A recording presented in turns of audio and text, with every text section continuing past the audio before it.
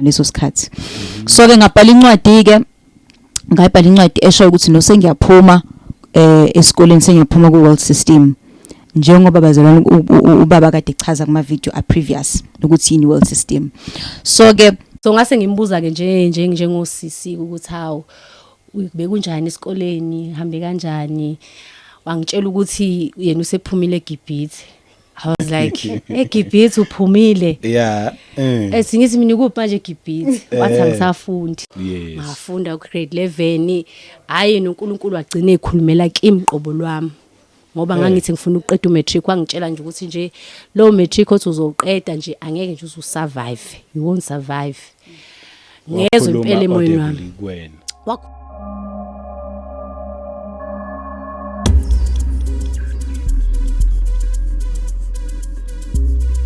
Welcome once again kwikota to media. Igama lami ngumduduzi ngwakashabangu. Ngiphinde ngibingelele abangcwele bonke kuyindawo zonke la kufinyelela khona le message. Ngithi nje kinina nonke ngiyabonga ukuthi nichoose le channel. Ngiyabonga nje futhi kubantu abakhomentayo, abalikeayo, abasherayo wonke lama messages lawa. Kuma new subscribers namgelekile nani nje nifike nje nibe sekhaya. Lana ke sikhuluma nje umuntu noNkulunkulu akukho kunye ungadideki mawufika nje kule channel ngeke uzuthola okunye uzothola nje ukuthi nje kukhulunywa ngomuntu noNkulunkulu kuphela. Namhlanje ke angedwa nginama guest okudala ebuzwa ngabantu ukuthi sifuna ukuthi abe khona eze azosichazela wona ngempela futhi asefikile dala ngiyazi abantu belokhu bebuza ukuthi kanti bayofika nini baphi. Nginezingane zikaBaba uSibiya Baba uVusumuzi Sibiya nwabonile ama video akhe most abantu bawabonile abanye basawabuka namanje. Ukhulumile kakhulu ngeworld system kuningi nje akuchazile lapho sesingabuyela kuma video konke sobheka. And then kwase kuba nequestion ke ukuthi izingane zakhe wazi ukukhulisa kanjani. Kuyovela ke nje konke nginabo today bakhona bazochaza konke. Uthe ubaba uSibiya yithi kungezi mina kuyothiwa ngiyayikhulumela izingane azivele zize zona nje zizochaza zona futhi ngiyajabula ukuthi naye akekho ngoba ubezolokhu uma ngabe seyikhuluma egwajisa la eduzane ukuthi hey ngakukhuluma lokho zona ke nje zokhipha nje konke nje futhi ubaba akekho eduze. So ngithi angin welcome ngiyabonga ukuthi nifikile usisi Noxolo nosithandeka. Amen. Yes ngiyabonga woSibiya bobabili. Cha. Oh okay. Unoxolo Thabede. Oh okay uganele kwaThabede. Cha. Unoxolo kaThabede Sibongo. Ingane enkosini ingane kaBaba uSibiya enkosini. Oh yes. Okay angitholanga kahle mina ngithi uyingane kaBaba uSibiya like impela nje enkosini. Ngimele ingane zakhe spiritual ezasenkosini. Bese kuba ingane yakhe yasenyameni. Oh wena ingane yakhe ke biological. Oh okay. Hayi ya sengiyayithola ke namanje. All right okay Noxolo Thabede. Yes. Siqale akiniqale nje nibabingelele emakhaya nje. Siyabingelela abazalwane emakhaya egameni lika Jesu. Siyabingelela kubaba uShabangu siyabonga ukuthi sibe khona la e-studio. Yebo. Siyabonga warm welcome esitholile ekhaya egameni lika Jesu. Amen. Imina uthandeka abanye bangazi ngoNosipho nguthandeka wakaSibiya ingane kaBaba uSibiya yokuqala. Indodakazi yakhe yokuqala biologically na spiritually ingane kaBaba uSibiya. Wow okay. Amen. Ngibonga nje ukuthi unikwazile ukuthi ufike uhamba nosisi Noxolo. Yes. Yebo. Na ukubingelela sisi Noxolo. Ngiyabingelela nami abalaleli bonke ngibingelele ubaba Shabangu. Yebo. Njengoba bese beshilo ngoNoxolo ngakaThabede Sibongo ngingane kaBaba uSibiya enkosini. Yes. Amen. Oh hayi kwamaphumulo nonke futhi nobabili. Mina ngingowase Glencoe ngaseDandi. Ngazalelwe eGlencoe yebo. All right. Amen. Ngicela ukuqala ngakuwena. Then nihlangana like kanjani no baba uSibiya? Oh amen. Ubaba uSibiya ngahlangana naye bengithi ngizoyiqala iqaleni kodwa ukuhlangana kwami nobaba uSibiya ngase ngisindisiwe sengikholwa kodwa ke ngingakagxili ekukholweni ngilakazelela uNkulunkulu so la ngangikhonza khona umama wakhona okwakuyena esiphenduki okwakuyena esaphenduka eShumayela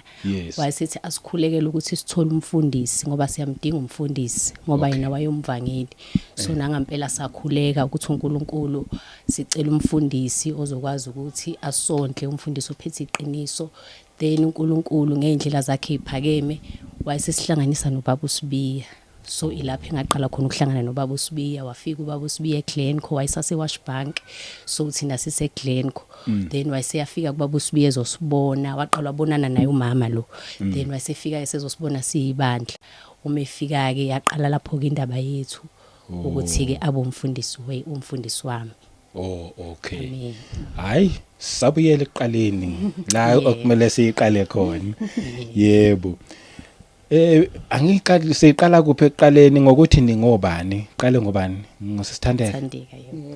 nje siqale nje like from lay ubani Thandeka for someone okay sesitholile ukuthi ingane kaBaba uSibiya but ubani Thandeka ezithandeka yena ke nje uThandeka njengoba sekushowe ngokwenyama ukuthi ngingakaSibiya yes indodakazi yokuqala kaBaba uSibiya ngikhulele ekhaya insindiso ekhaya kubazali yafika ngimncane kakhulu yaqala kubaba uNkulunkulu wamsiza ukuthi kube yena osindiswayo wamukela uJesu then isiwelela na kwifamily nje yonke yasekhaya kaSibiya including ugogo wami baba omncane wami aunt wami kanjalo so ke ngakhulela I think I was about 5 years at that time kufika insindiso because at first babekade besonta kunesonto babesonta kulona so ke kwafika insindiso ke ngimncane kangako so ke ngakhulela ekhaya nje ngazi ukuthi siyakholwa sisindisiwe up until nami ngamukela uJesu mhlambe I was about 11 years old ngangina 11 ngaleso sikhathi ngangaka understand ke kodwa kahle ukuthi lesi sinqumo engisithathayo nje ngangaka understand kahle so ke ngamamukela ke uJesu at a very young stage nami ngaleyo minyaka okay angazi baba sesiqhubeka nje nofakazi bonke sesaqhubeka okay baba so ke ngaleso sikhathi ke ngakhula ke ngazi nje ukuthi ekhaya siyakholwa sindisiwe ngikhumbula ke sisabancane sasifundiswa nje ukukholwa sifundiswa imiyalo kaNkuluNkulu sifundiswa ukuthandaza sifundiswa ukuzila ukudla saqala nje ukuzila ukudla sibancane sometimes uyithola usukhohlwe nokuthi ufastile uyithola mhlawumbe usudla ama fruits usukhohlwe ukuthi konje umuntu uyifasting but nje sikhuliswa ngayo lento yensindiso kodwa ngaleso sikhathi ke sasisa ku world system uNkulunkulu engakambuli lutho ngendaba ye world system sasisenza nje konke okwenziwa emhlabeni kodwa sesisindisiwe sekuphunywa kwaphunywa ke sisabancane kwaphunywa nje emadlozini so nje ngakhula vele indaba yamadlozi umuntu angayazi cause vele into engikhule ingenziwe ekhaya so ke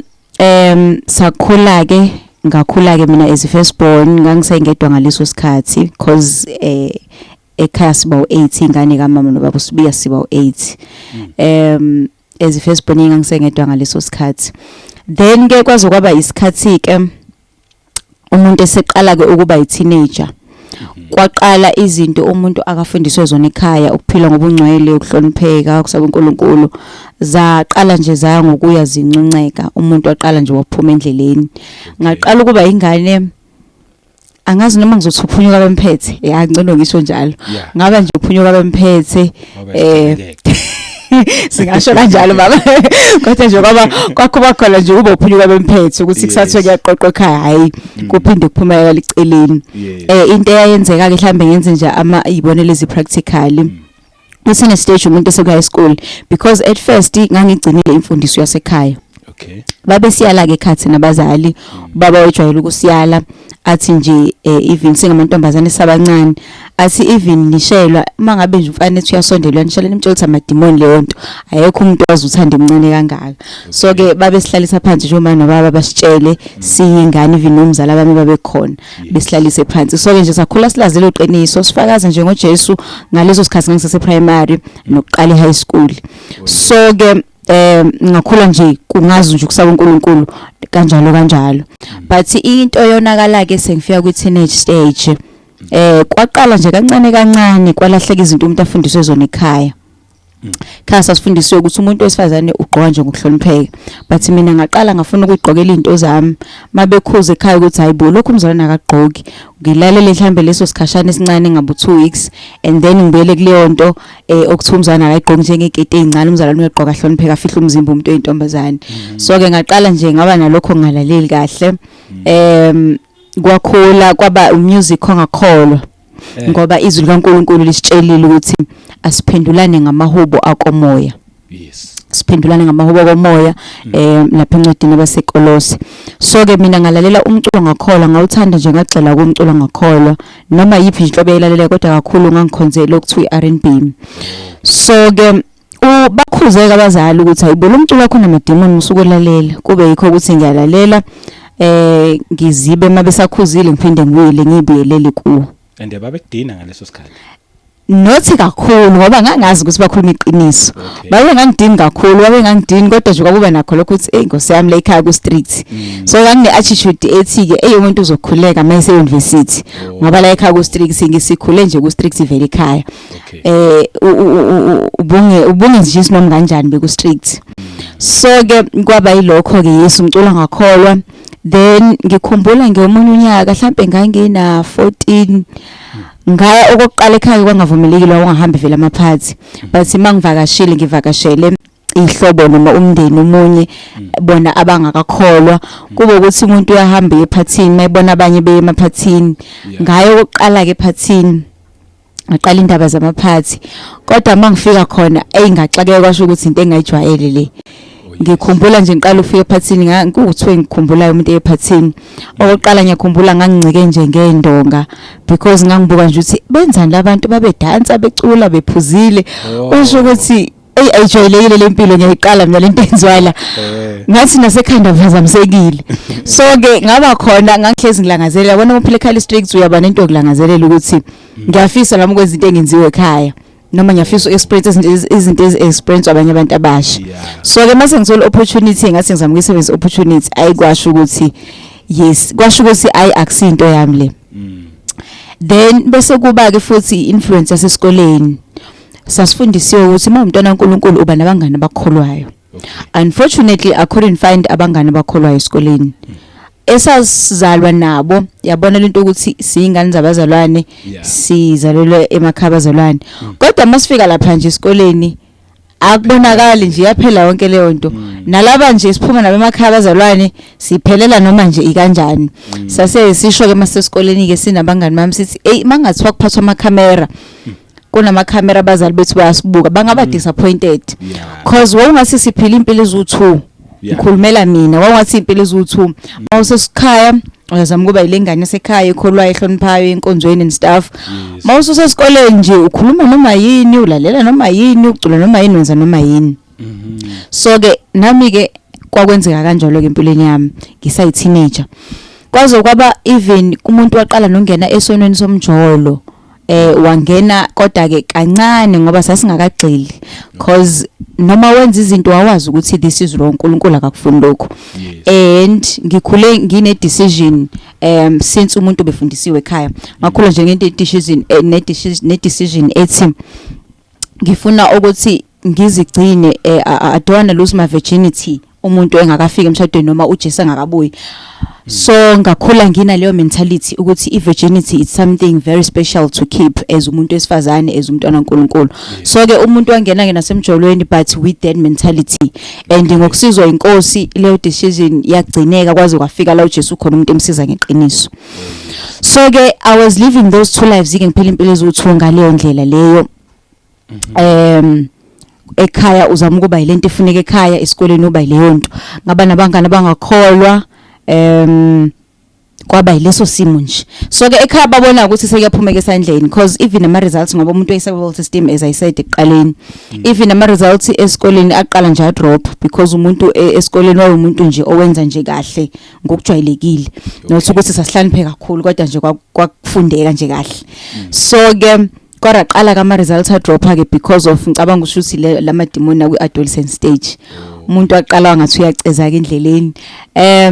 Kwaze kwaba ke isikhathi and enhlizweni yami ngingedwa ngakunento ethi ngiyazi ukuthi angikulungela ukubuya kaJesu because izimpilo yami ngiyayibona ukuthi ayikho clean. Inkanuko zenyama, imculo yenkanuko zenyama, ukungalaleli ngendlela abazali, naleyo attitude nje nezono zokungalaleli, ukuthukuthela makuthiwa yenza into imisebenzi yasekhaya, ukuthukuthela, ucasuka, lezo zono nje zobu-teenager nezono zobungane. So ke ngangazi ukuthi impilo yami ayikulungelanga ukubuya kaJesu. Ngangazi ukuthi uJesu mangathi uyabuya, ubuntu akekho ready, umuntu akekho prepared. Ngikhumbula kunomunye umngane wami wayezalwa naye ekhaya lisindisiwe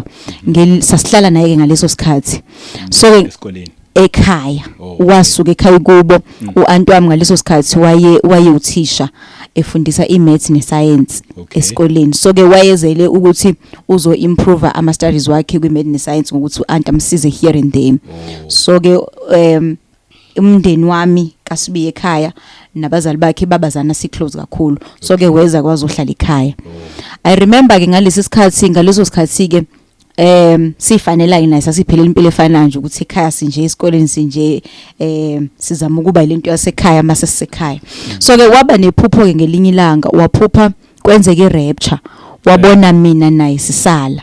ekhaya wabona wonke umuntu ehamba uma wami ubaba wami uanti wami bonke sasihlala nabekhaya bekholwa vele bayakholwa vele so wabona bona behamba wabona thina sisala kwi-rapture and lelo phupho lahlala enhlizweni yami kwababhlungu nje emoyeni wami ngoba vele ngangazi ukuthi ngangihlezi nginalokho ukuthi uJesu mayengabuya manje ngiyabona ukuthi impilo yami ayikho ready ayikulungela ukubuya kaJesu so ke into eyenzeka ke ngaqhubeka ngazama ukuthi ngilungise impilo yami nje ekukholweni ngiseke world system senze nje yonke into yenze world system so ke ngazama ukuyilungisa impilo yami ukuthi ake ngibe ku right standing noNkulunkulu okay kwasho ukuthi ke ngizama nje ngamandla ami imizamo yami yaphelelezeni nje ngathi ngiyazama kwangayenzeka ngathi ngiyazama kwangenzeka kwaze kwabake into yazi yangisiza kwaku 2010 uNkulunkulu embula indaba yokuthi iworld system icorrupted ingcolile singabantwana bakaNkulunkulu asiphume kuyo iqale ukwambuleka 2010 yes kwaku 2010 kubaba yebo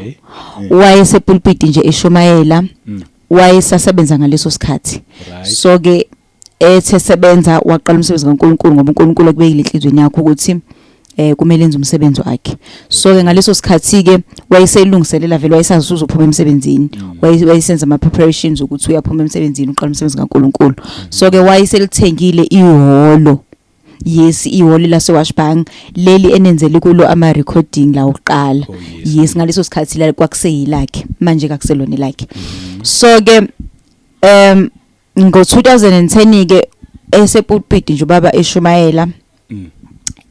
kuyinormal Sunday yamfikela ke lo myalezo lo ukuthi si corrupted kumele silungele ukubuya kaJesu kumele siphume ku world system kwakuyinto naye angayipreparanga wayibona isiyehla esepulpit phambili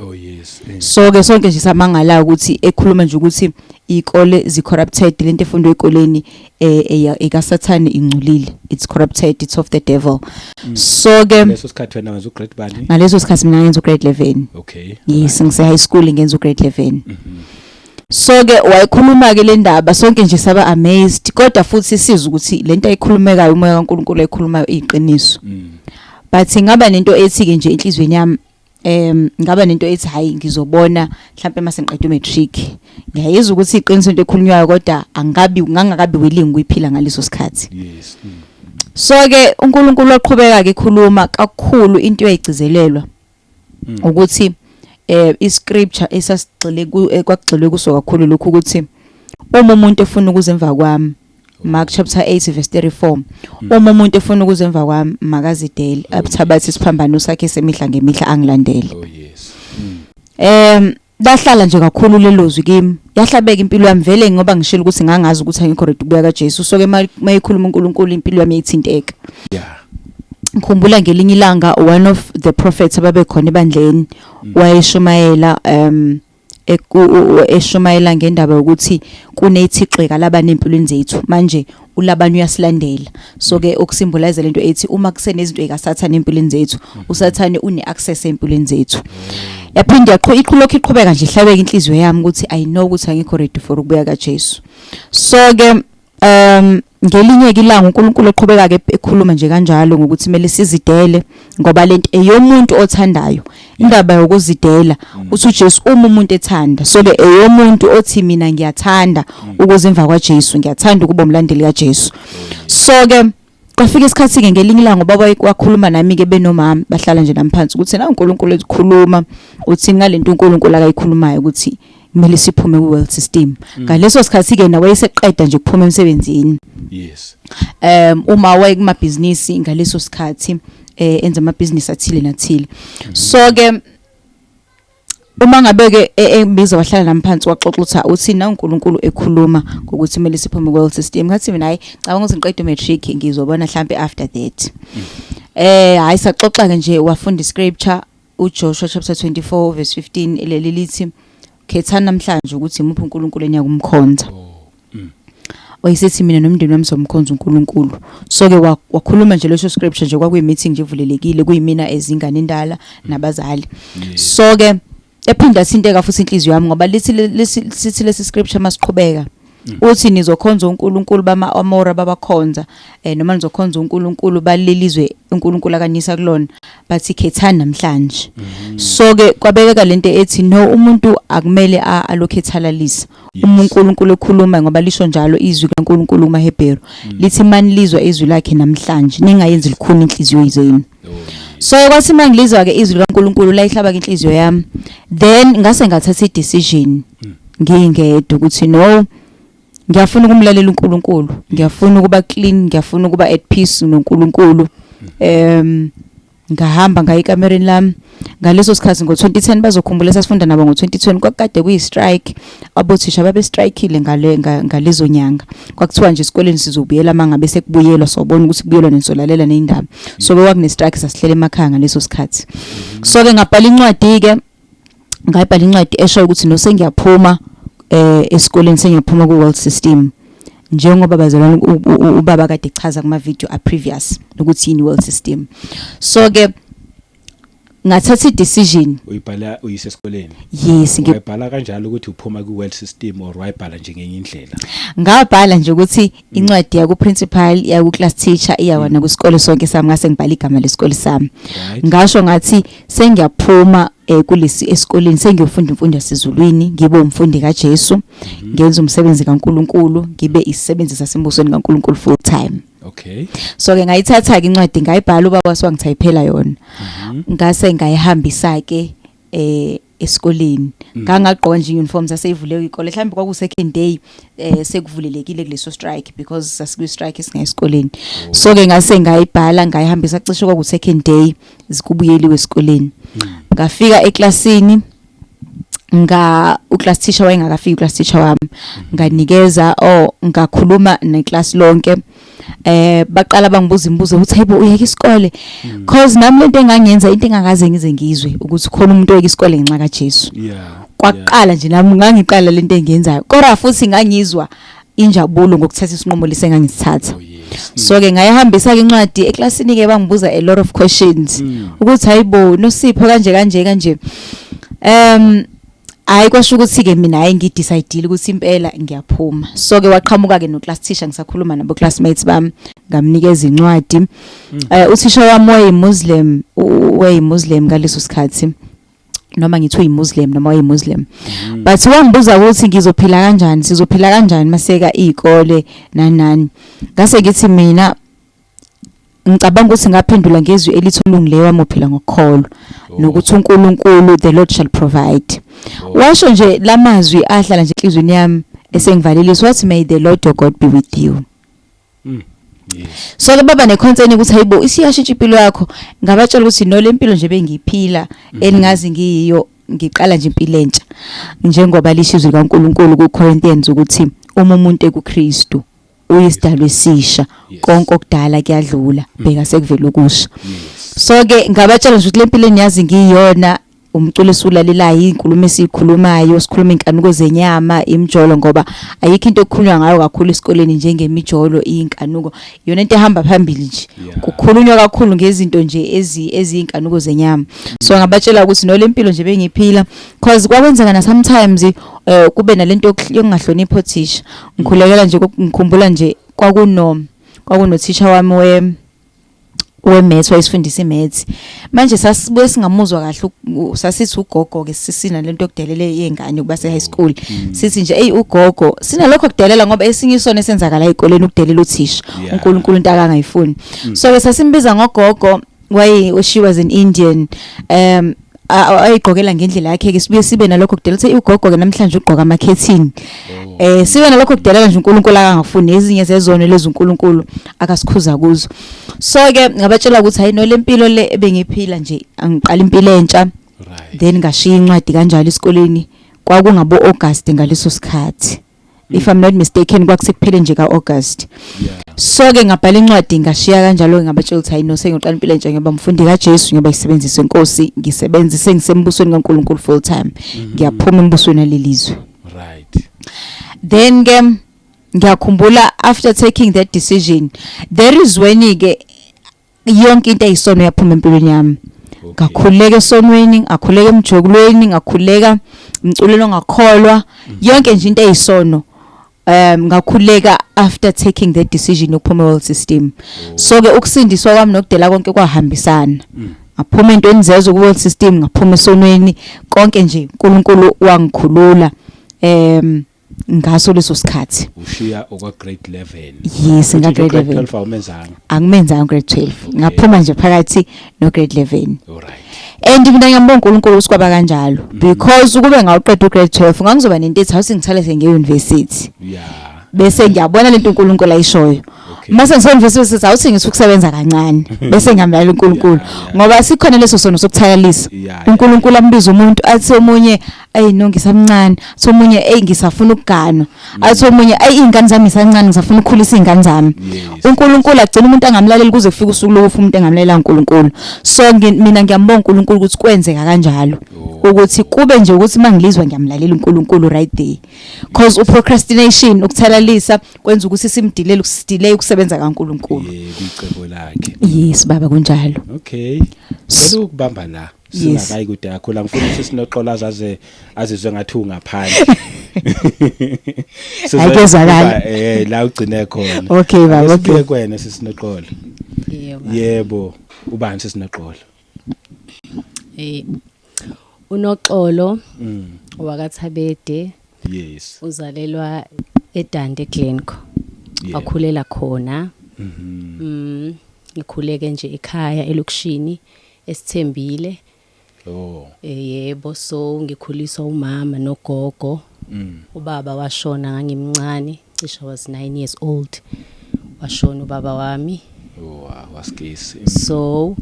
ngakhula ke ekhaya ngikhula nje nogogo nomama nezingane zomamkhulu omamncane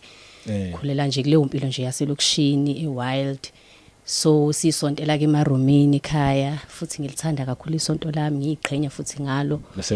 lasemaromini ngingayiboni into engangihlukanisa nesonto lami so kwenzeka ke ngangikhula ngingane ke ngangimthanda uNkulunkulu ngisemaromini ngangimthanda kakhulu uNkulunkulu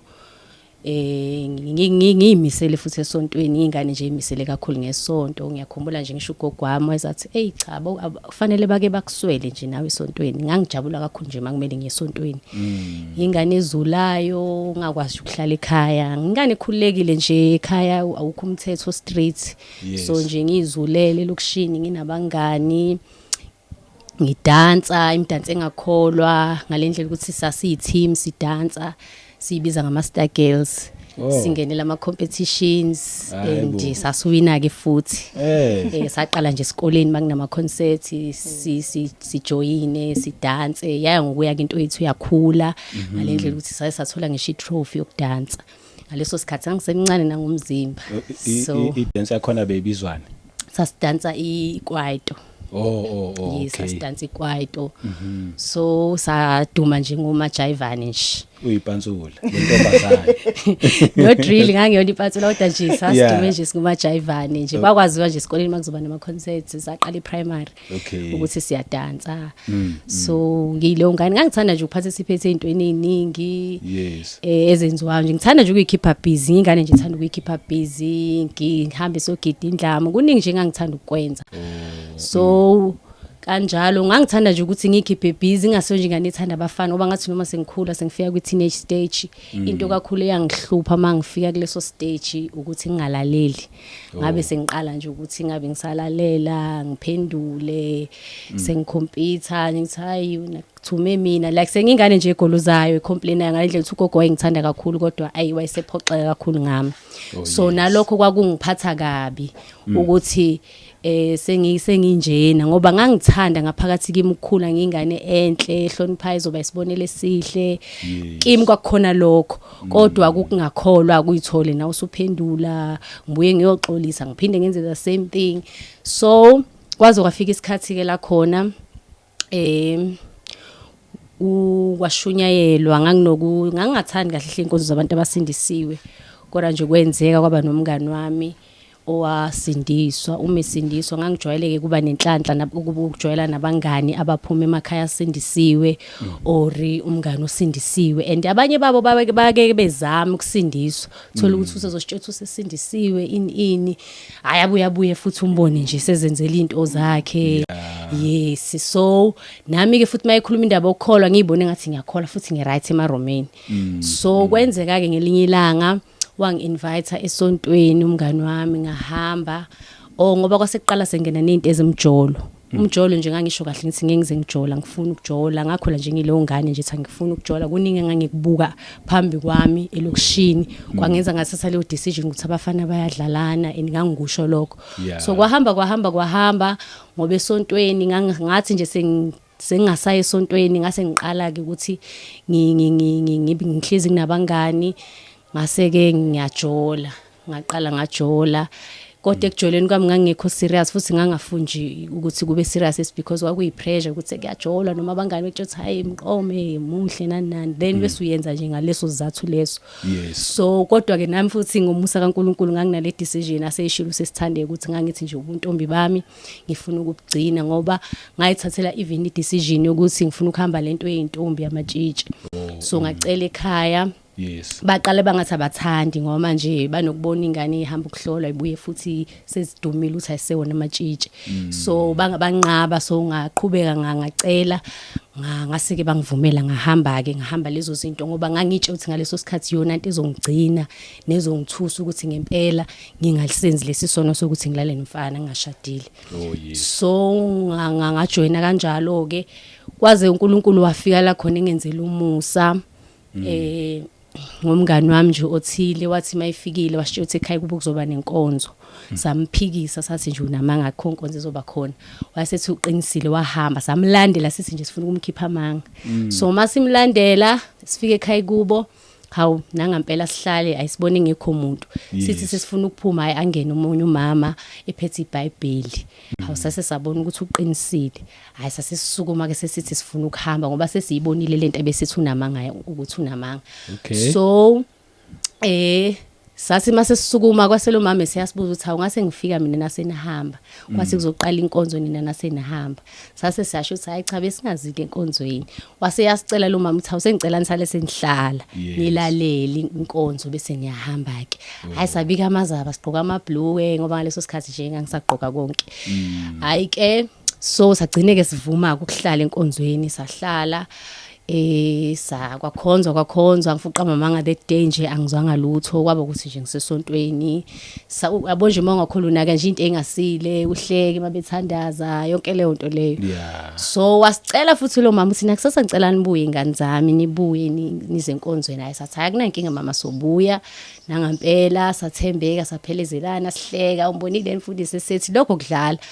so sabuya ke kodwa futhi cishe ke kwaze kwabaka uthusa buya then okwesithathu mase sesibuya ayi kwashintsha yonke imidlalo bese siyidlala thina bese siyela nje ukuyodlala usathane nje siphuphuthekise sesiphathe enkonzweni sividorize okuhlekisayo thothi kuyathandazwa so ngalelo langa ayi kanti uNkulunkulu unohlelo washumayela lo mama washumayela kwangazi ukuthi ngingedwa bonke engangihamba nabo ngavele ngabakhohlwa ngayibona mina washumayela lo mama ekhuluma ngokuthi izinsuku ziyeza njengoba uNkulunkulu enipha ithuba enithanda eshumayela nizwizwi lakhe kofika isikhathi la khona nobe senilifuna ningasalitholi ithizwe intombi ezinhle nezinsizwe ezinhle zobe sezizula zilifuna zingasalitholi so uNkulunkulu mayekupha ithuba kuhle ukuthi washumayela nje kakhulu lo mama and lento ayishumayela iyangihlaba kakhulu ngayibona ngedwa ukuthi angifuni ukuthi ngithi sengifuna ukuthi ngikholwe ngizwa amazwi kaNkulunkulu ngasawezwa ayingalelo la ngathatha idecision yokuthi ngisindiswe ngamukela uJesu abe inkosi nomsindisi so ngayithatha lo decision kodwa ngenxa yokuthanda isonto lami ngoba ngangazi ukuthi abasindisi badume kanjani kodwa ngaba nento ethi angeke ngize ngiwayeke amadlozi futhi ngeke ngize ngiliyeke isonto lami ukusindiswa khona ngiyasindiswa impela hayi nangampela ngasindiswa saqhubeka ke seze enkonzweni ngifuqa mama ngemva kwalokho ke wasekuba serious ukuza kwami enkonzweni ngase ngilalela uma kushunyayelwa impilo yami nje lokho isizakala so lo mama lo wabona ukuthi hayi ngempela hayi sesisindisiwe siyamlangazelela uNkulunkulu ngoba ngiyakhumbula nje sasizwa kuthiwa uma ususindisiwe uyahamba uyokhuleka entabeni nithandaze uyakhululeka usho yonke into uNkulunkulu so sayizwa leyo nto leyo sase si decide nesikade sinabe sasihamba nabo sonke ke sasindiswa ke cishe sasila ko4 sasindiswa masindiswa sase sithatha isinqumo sokuthi sifuna ukuya entabeni siyothandaza sezwa bethe kuvuka ngo5 hayi nangampela sadudana ngalokho ukuthi nje sivukeni ekseni kwakusebusika futhi kubanda saqoka amajazi sahamba sayintabeni singamantombazane esodwa andisibancane ngoba mangisindizwa ngasindizwa kuneminyaka u15 so ngangina 15 ngizokwenza u16 kwaku 2010 ngisindiswa yes it was 2010 so sahamba ke sayintabeni masifika entabeni yo sathandaza entabeni sathandaza amandla kaMoya oNgcwele ehla phezulu kwethu sathandaza ngalendlela ukuthi omunye wethu wazowathola ideliverance wahlanza singa understand siqhubeka sithandaza uNkulunkulu wasigcwalisa ngamandla sathi mase sigcwaliswe ngalamandla siwezwa lamandla kaNkulunkulu sa decide ukuthi njengoba sehla manje sambe emakhaya sifike emakhaya senze imisebenzi yasemakhaya then bese siyahlangana siyahamba siyoshumayela asazi ukuthi thiwani mawuyoshumayela sezwe nje khona lamandla nje sasiweza 15 years yes konje and then decide ukuyoshumayela asazi nokuthi kushunyalwa kuthiweni iBhayibheli le ivulwa kanjani sathi nje soyoshumayela nangampela masifike emakhaya umuntu unale joy nje khona le joy ekhona usebenza nje ujahele leli awe sihleli ukuthi sizohlangana hayi nangampela sikushaya u1 sihlangane sithandaze komunye wawo labe ngangihamba nabo sathandaza sijoyineke ingane zasestradini sithandaza ayemva kwalokho siphume singenele imisi sishumayele namanje angeke ngitshethi sasithini sasivula nje lelo verse sikubonayo sishumayele kwazi wafika la khona even nasekhaya ngase ngifike ngachaza ukuthi sengisindisiwe sengamukela uJesu sengiyakholwa yangifuqa mama ngeke ngaphoxeka ngoba baba nje ukuthi uyaphapha usemncane wenzani basho nje zonke izinto ezinegative akusiso isinqumo esabajabulisa kanti mina ngangi expect ukuthi bazojabula ngoba ngaze ngasho ukuthi ngiyaxolisa konke okubi engikwenzile sengizoshintsha ngathi uthi bazojabula hayi cha bangajabula so yaqala ke impilo yami yashintsha sengifunda iBhayibheli lalilodwa ekhaya lihlala nje phansi kombhede ugogo nje wayehamba nalo ngalelo langa so ngalivusa ke leli iBhayibheli phansi kombhede ngalifunda mangilifunda ngizoba umnandi bokufunda iBhayibheli sengathi nje ngalo ngilifundile kwamnandi ukufunda iBhayibheli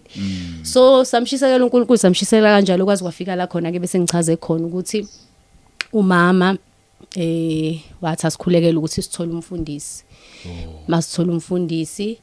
nangampela samthola umfundisi ubaba uSibiya sahlangana eWashbank noma ke usathane before esihlangane nobaba uSibiya kwaba nezimpi kakhulu ezaba khona ezisidiscourage nje ukuthi sikiyeke ukukholwa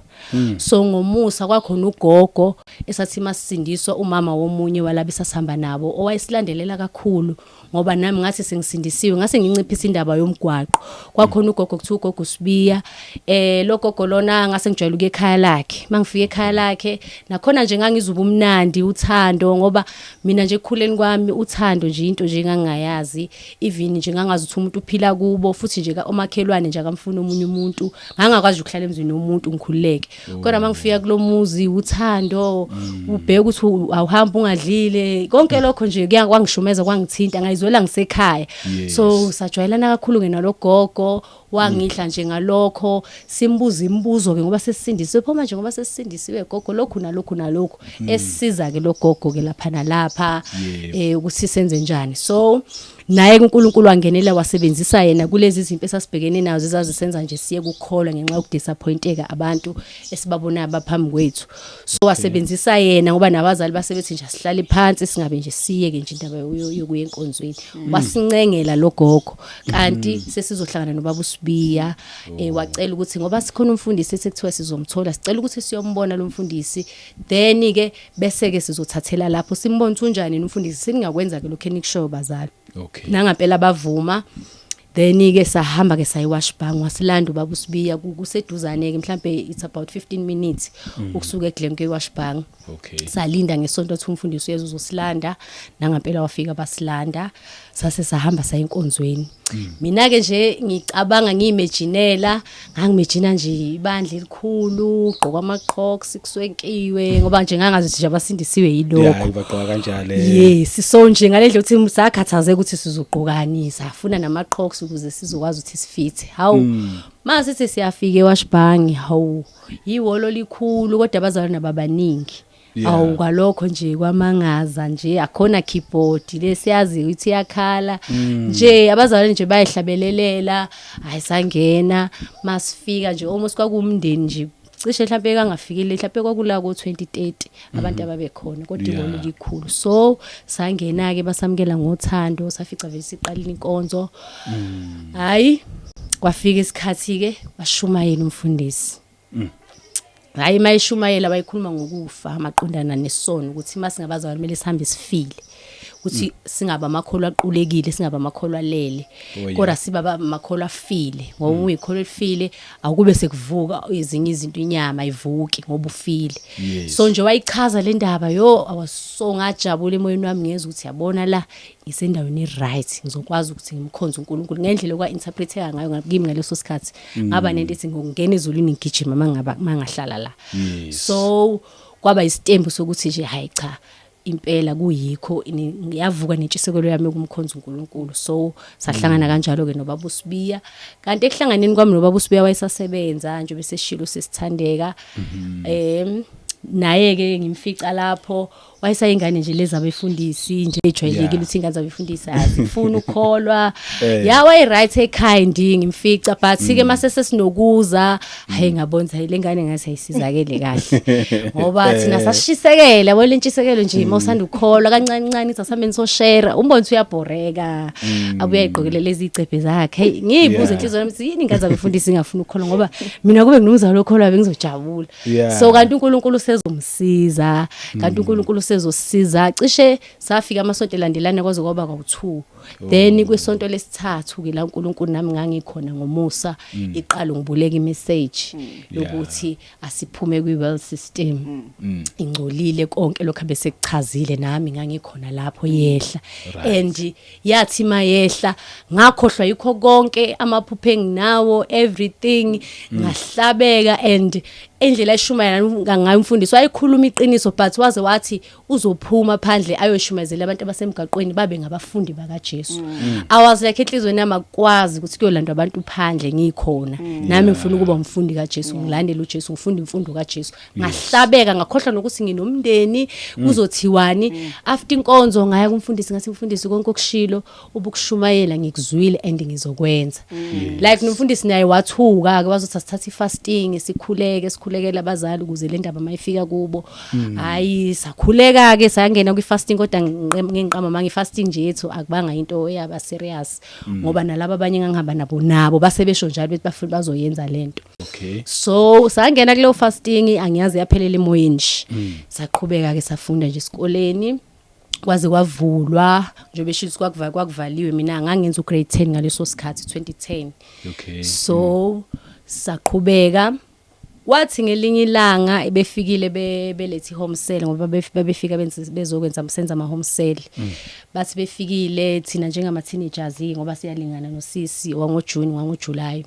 So yes. So ngase ngimbuza ke njengosisi ukuthi hawo bekunjani esikoleni hambe kanjani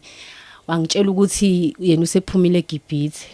I was like eGibhithe uphumile. Yeah. Esingithi mina kuphi manje eGibhithe wathi angisafundi sengiphumile esikoleni. I was like how yabuya lento kimi yayikhona ukuthi nami angisafuni ngoba sengilizwe iqiniso lishunyayelo. Yes. Eyavuka kakhulu yabuya ukuthi akasafundi. Hayi okay ngaqhubeka kodwa nje ngaze ngakhala ngalolo langa ngathi ngeke nami ngifuna ukuthi ngibe umfundi kaJesu. Ngifuna ukuphuma eGibhithe. Yes. So hayi uNkulunkulu wenze ibukwayo ke lo mzalwane uthe wathi esekile esikoleni masifikile uNkulunkulu wakhula kakhulu spiritually. Asishumaze size sikhale.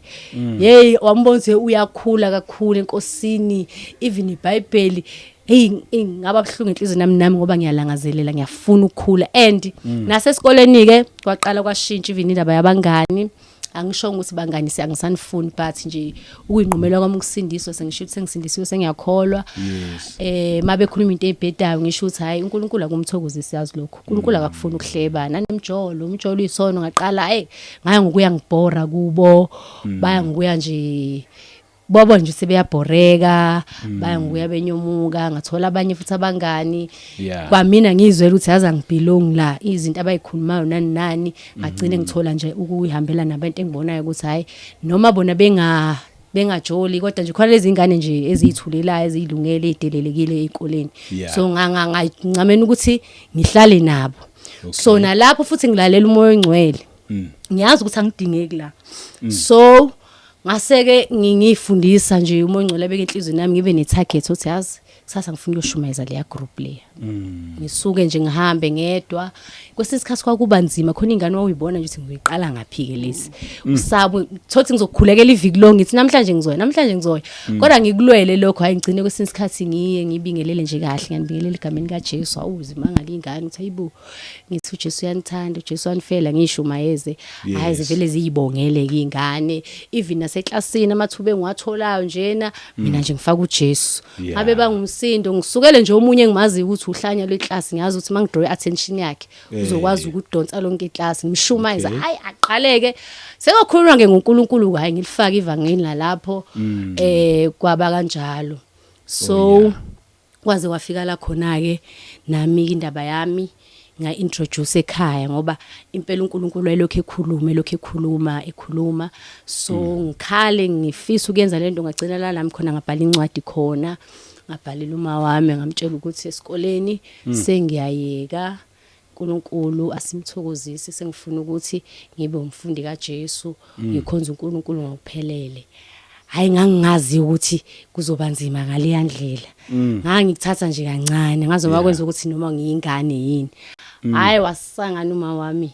wathi nje hayi ngiyeke nje iziyenzeke leyo nto ongitshela yona walwa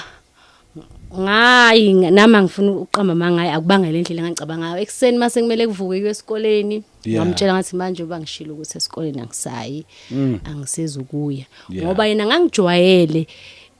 ngise iNkulunkulu eseyimbulile message ingakaphuma esikoleni bengilala naye uma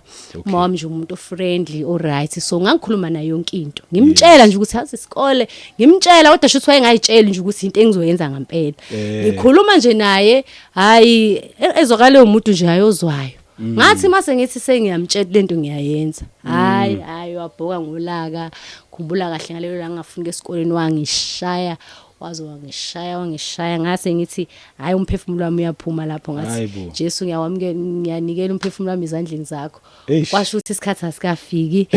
hayi Yo. wangidedela wathi nje hey akho ngane engeziwe esikoleni Yeah. so khona lapho ke ngingangayile kanti asile sonke nalabo abayasasithe nabo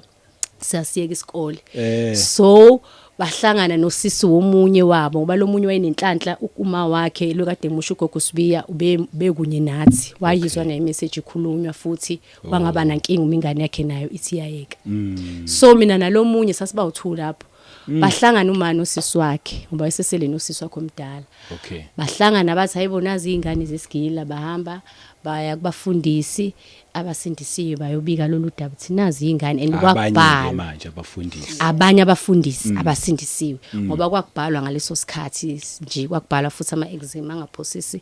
kwakubhalwa nje impela so sikwaye kubafundisi abafundisi basihlalisa phansi basha abafundisi ukuthi hayi nina ingane ayikho lento eniyishoyo hambani buyelani esikoleni sibachazeleke abafundisi cha uNkulunkulu ukhulumile nizodlani nizokwenzani sikhothiwe lithezwe ningakhathazeki nizodlani nizophuzana uNkulunkulu uyakwazi sikudingayo hey manisho njalo ke thani uNkulunkulu akehlisa imali manje hayi akwaye kwaba yimpi nje impela kodwa simile sinqumeni sokuthi nje cha asibuyeli esikoleni sifuna ukuba uba full time sibe ngabafundi bakaJesu sisebenzele uNkulunkulu hayi baze babiza umfundisi uSibiya ngoba kwakuseduzane babona ukuthi ingane ziyasehlula babiza umfundisi babembiza umfundisi wafika mayifika umfundisi bahlala naye eceleni bakhuluma wachaza kumfundisi ukuthi mina angiphoqe umuntu mina ubaba uSibiya mina ngiphoqe umuntu ayikho ingane engiphoqile mina ngishumayele ngakhuluma uNkulunkulu athi ngikukhulume bathi abefundisi ke ngoba ke wena okhulumile tshela lezi ingane ukuthi ayibuyele esikoleni washo ubaba uSibiya ukuthi mina ngikwazi ukutshela ingane ukuthi ayibuyele esikoleni ngimelane noNkulunkulu so angikwazi ukwenza lokho kodwa ngiphoqe ngane so mase ngiyitshela ukuthi ayibuyele esikoleni futhi koba ngathi mina oyiphoqile so i decision yomuntu hayi ke abefundisi basibiza basitshela ukuthi sesihlale phansi njengabafundisi sakhuluma saphuma ne decision ethi buyelani esikoleni hayi ngimangala uthi hayibo hayi ke ayithulele kubaba uSibiya vele futhi ayikho into ayizoyisho bakaphoqe umuntu ayikhulumeleke lo munye kumama wakho ngena inkinga athi mina esikoleni angibuyeli lo munye ke wayenza umatric asuzobuyela bese nami ngiyasho ukuthi esikoleni angisafuni ngesikoleni kodwa ke ngoba nisho njalo ngiyabuyela esikoleni bathi ke bazohamba ke beyosikhulumela nothisha sibhale ke lamapileli liphephe ngalibhalanga so ngabuyela ke esikoleni ngabhala kwabhalwa and then kwaze kwaba ama final exam ngawuphasa ugrade 10 wami ngaya ka grade 11 ngithema ngifika ka grade 11 ngase nginento ethi at least angicimeze ngiqeda umatric ngoba vele sengizoqeda hayi kwasho ukuthi the more nami ngifunda ngapha the more uNkulunkulu uyasebenza the more uNkulunkulu uyaqhubeka uyakhuluma ngoba abazalwane wasebeqala bethatha ama decisions nje bedela konke so ngakhulekela lokho ukuthi inkosi kwaba into engikhulekelayo ukuthi uNkulunkulu angisize mhlawumbe angenelele kuma wami avume kungase kuwumkhuleko kimi lo ngihlabeka kodwa ngilongikhuleka ukuthi inkosi ngisize kanjalo ngafunda ugrade 11 hayi noNkulunkulu wagcina ekhulumela kimi qobo lwami ngoba ngangithi ngifuna ukuqeda umatric wangitshela nje ukuthi nje lo matric othi uzoqeda nje angeke nje usurvive you won't survive ngezwe impela emoyeni wami wakhuluma audible kimi ukuthi isikhathi esiphelile lo matric othi ufuna ukuqeda ngeke usakhona kwakutsindiswa nje izokuphelela so kuthe kukanjalo ngase ke ngigcina ke ngiyithatha ke decision after ama exams asibhalela uMarch savula emva kwalapho even ama results ami a drop ngalendlela ukuthi esikoleni ngase ngizwa ukuthi nje this is not my territory yonke into yakhona ngalibona lelizwe ukuthi uma navuswa kanye noKristu ufunana okwaphezulu hayi okusemhlabeni so nje mina ngase ngifuna nje okwaphezulu so yonke into engiyenza lana ngiyabona ukuthi nje it's a waste of time kimina ngifuna okwaphezulu uNkulunkulu ngoba ngangifunda ngisho iBhayibheli mase kuwo free period ngithatha iBhayibheli lami ngiyalifunda the more futhi ngilifunda uNkulunkulu uyakhuluma so nje khona la khuluma khona ngaze ngakhala ngisesikoleni ngabona yabona ngiyadecide ke manje and mangidecide angisabuyeli noma ngenzakalani ngifuna ukuthi ngibe umfundi kaJesu nangampela ngabuya ngamkhombisa umama results wayesekhuluma kwesithu lapho wayesekhuluma kwesithu eseyikhulumela ke nje lapha ekhuluma kwesithu wayekhuluma ngeperfect will kaNkulunkulu nepermissive ukuthi so ayikhuluma ngepermissive neperfect will ukuthi akusibona bonke abathi inkosi bayobona umbuso kaNkulunkulu kodwa benza intando kaNkulunkulu uthi abanye bothi ngalolanga Nkosi asiprofethanga naso khiphanga namadimoni athi anginazi so wakhuluma nangesanga ukuthi indlela eyumncingo baningi bayafuna bayahluleka so waseyaveza ukuthi le indlela eyumncingo baningi bayafuna kodwa bayahluleka waveza izinto ezibahlulayo ukuthanda izwe everything so I was like cha angifisi ukuhluleka ngifisa ukushiya yonke into engenza ukuthi ngakwazi uqualify ungena ngesangela umncingo so nangampela ke ngagcine ngimtshela uma ukuthi ngempela mangisakhona esikoleni ngiyayeka wayetshela ukuthi nalapho futhi ngiyadlala mayingivuse ekseni ngaqhubeka lapho uthi nje cha esikoleni manje bangishuthi angiyi ila khipha igama lokuthi ke uma ke uthi awufuni ke esikoleni ngicela nje ungithathele konke ngokwakho ungihambele so ngajabula ke lapho uthi ayisengizoya kahle kubazalwane ngathathe okungokwami ngahamba ngacela abazalwane bengilanda ngisho ukuthi ekhaya sengixoshiwe kwakubhlungu ngoldo ngangikhala ngoba ugogo naye washo namagama uthamba juba bokucutha phambili kubhlungu ngikhala futhi uma hambe ngimthanda nginamaphupha amahle and ngifirstborn kwakukuningi kwangelula ukudela konke akubi lula ngathi kuhlukana inyama ngazinani kwakubhlungu ngikhala so kodwa ngathi uNkulunkulu ngiyakwethemba and i-decision engangiyithatha ngangithi noma ngingahlupheka ngathiwa ngiqoka ngisho isikete esisodwa ngihambe ngiyoshumayela ngiyazi ukuthi uyongifihla ngenkazimulo yakho so ngahamba kanjalo ke ngahlala nabazalwane so buyaqhubeka kubufakazi angazi noma ngiqhubeke nabo alright ayasibjoyine ngapha futhi sibe kuwena sesithandeka bo nawe ugcine khona lapho endabeni ukuthi uyashiya ke manje esikoleni right asiqhubeke lapho ke yebo hayi mase ngishiyileke esikoleni into yokuqala nje engikhumbulayo ebalekile ukuthi ngathi mangishiya esikoleni ngazwa ijoy nepeace enkulu engakaze ngizwe before empilweni yami ngaba nje nepeace ngaba nejoy ukuthi this is the right decision le engithathile ngaba nento ethi nayo into uNkulunkulu akangibizela ukuthi ngenze so ngaba nokujabula nokuthula okukhulu kwaze kwafakaza nabazalwane ebebazi impilo yami before khumbula nje wazi wathi uMamlondi ayibo waze wakhazimula bo omunye umzalwane esasikhonza naye ke esasina esasihlala emission ngaleso sikhathi so ke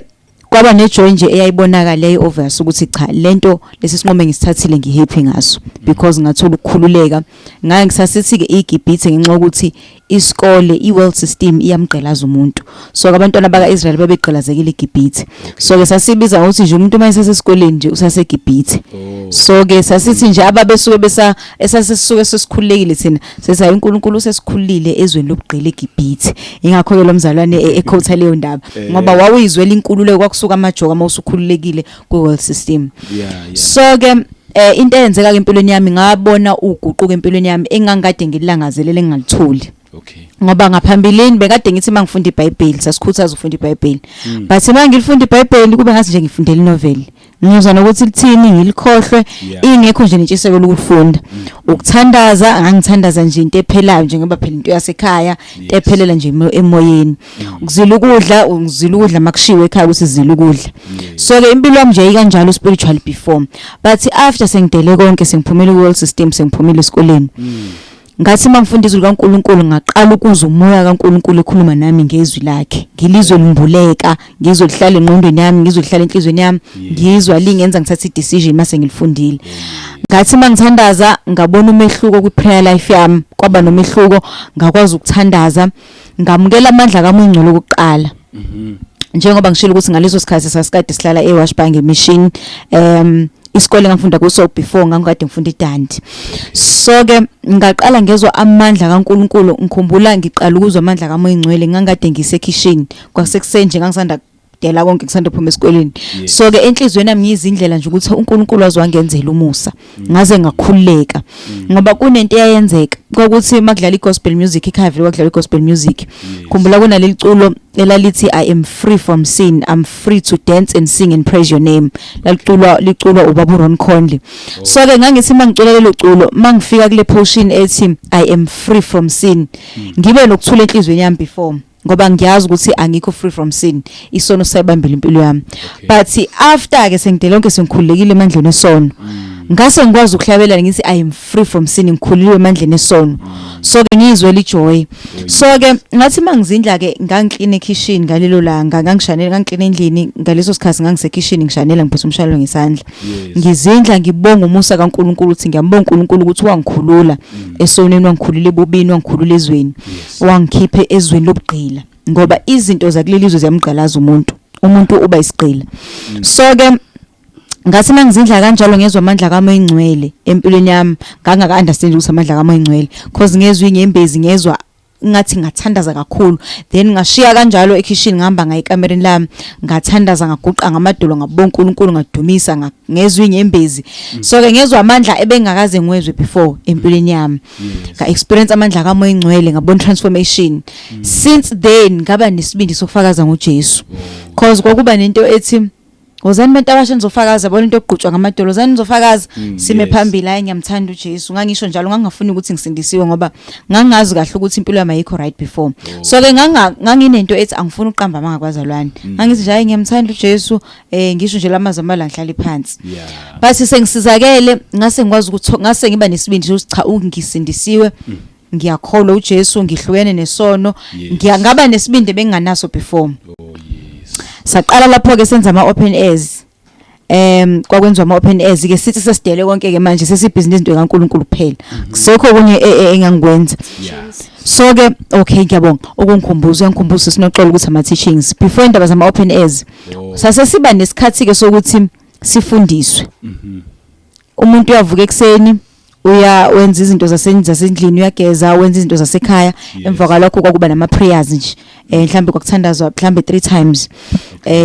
Mhlambe kuseni, semini, ntambama. Na in between nje manginesidingo sokuthandaza anytime. Kwase kuba nama teachings ama Bible class. La ke sasihlaliswa khona nje phansi sifundiswe nje izwi likaNkulunkulu. Ngoba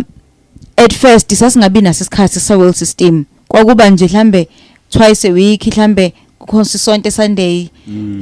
sikhonsa Sunday, then mhlambe kube nama teachings once or twice. But since sesiphumile ezweni ayisekho into yezwe sibhizi ngayo. Sonke isikhathi sethu sesinikele uNkulunkulu. Yebo. So kwakuba nama teachings iki.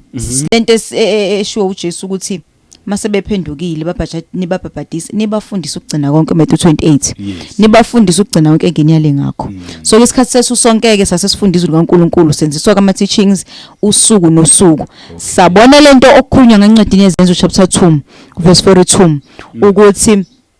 mase bephendukile abazalwane babefunda usuku nosuku behlangana day by day. Sangabe senza into yokukhonza once or twice a week sabe sesikhonza every day. So ke ngakhule kumazini uNkulunkulu, ngakhule relationship yami noNkulunkulu. I started testifying, I started ukuthi ngikhulume ngezwi likaNkulunkulu. Ngithi mangikhuluma ngizwe nami ukuthi into engikhuluma ine sense. So I started growing spiritually. Kwaba nomehluko omkhulu empilweni yami.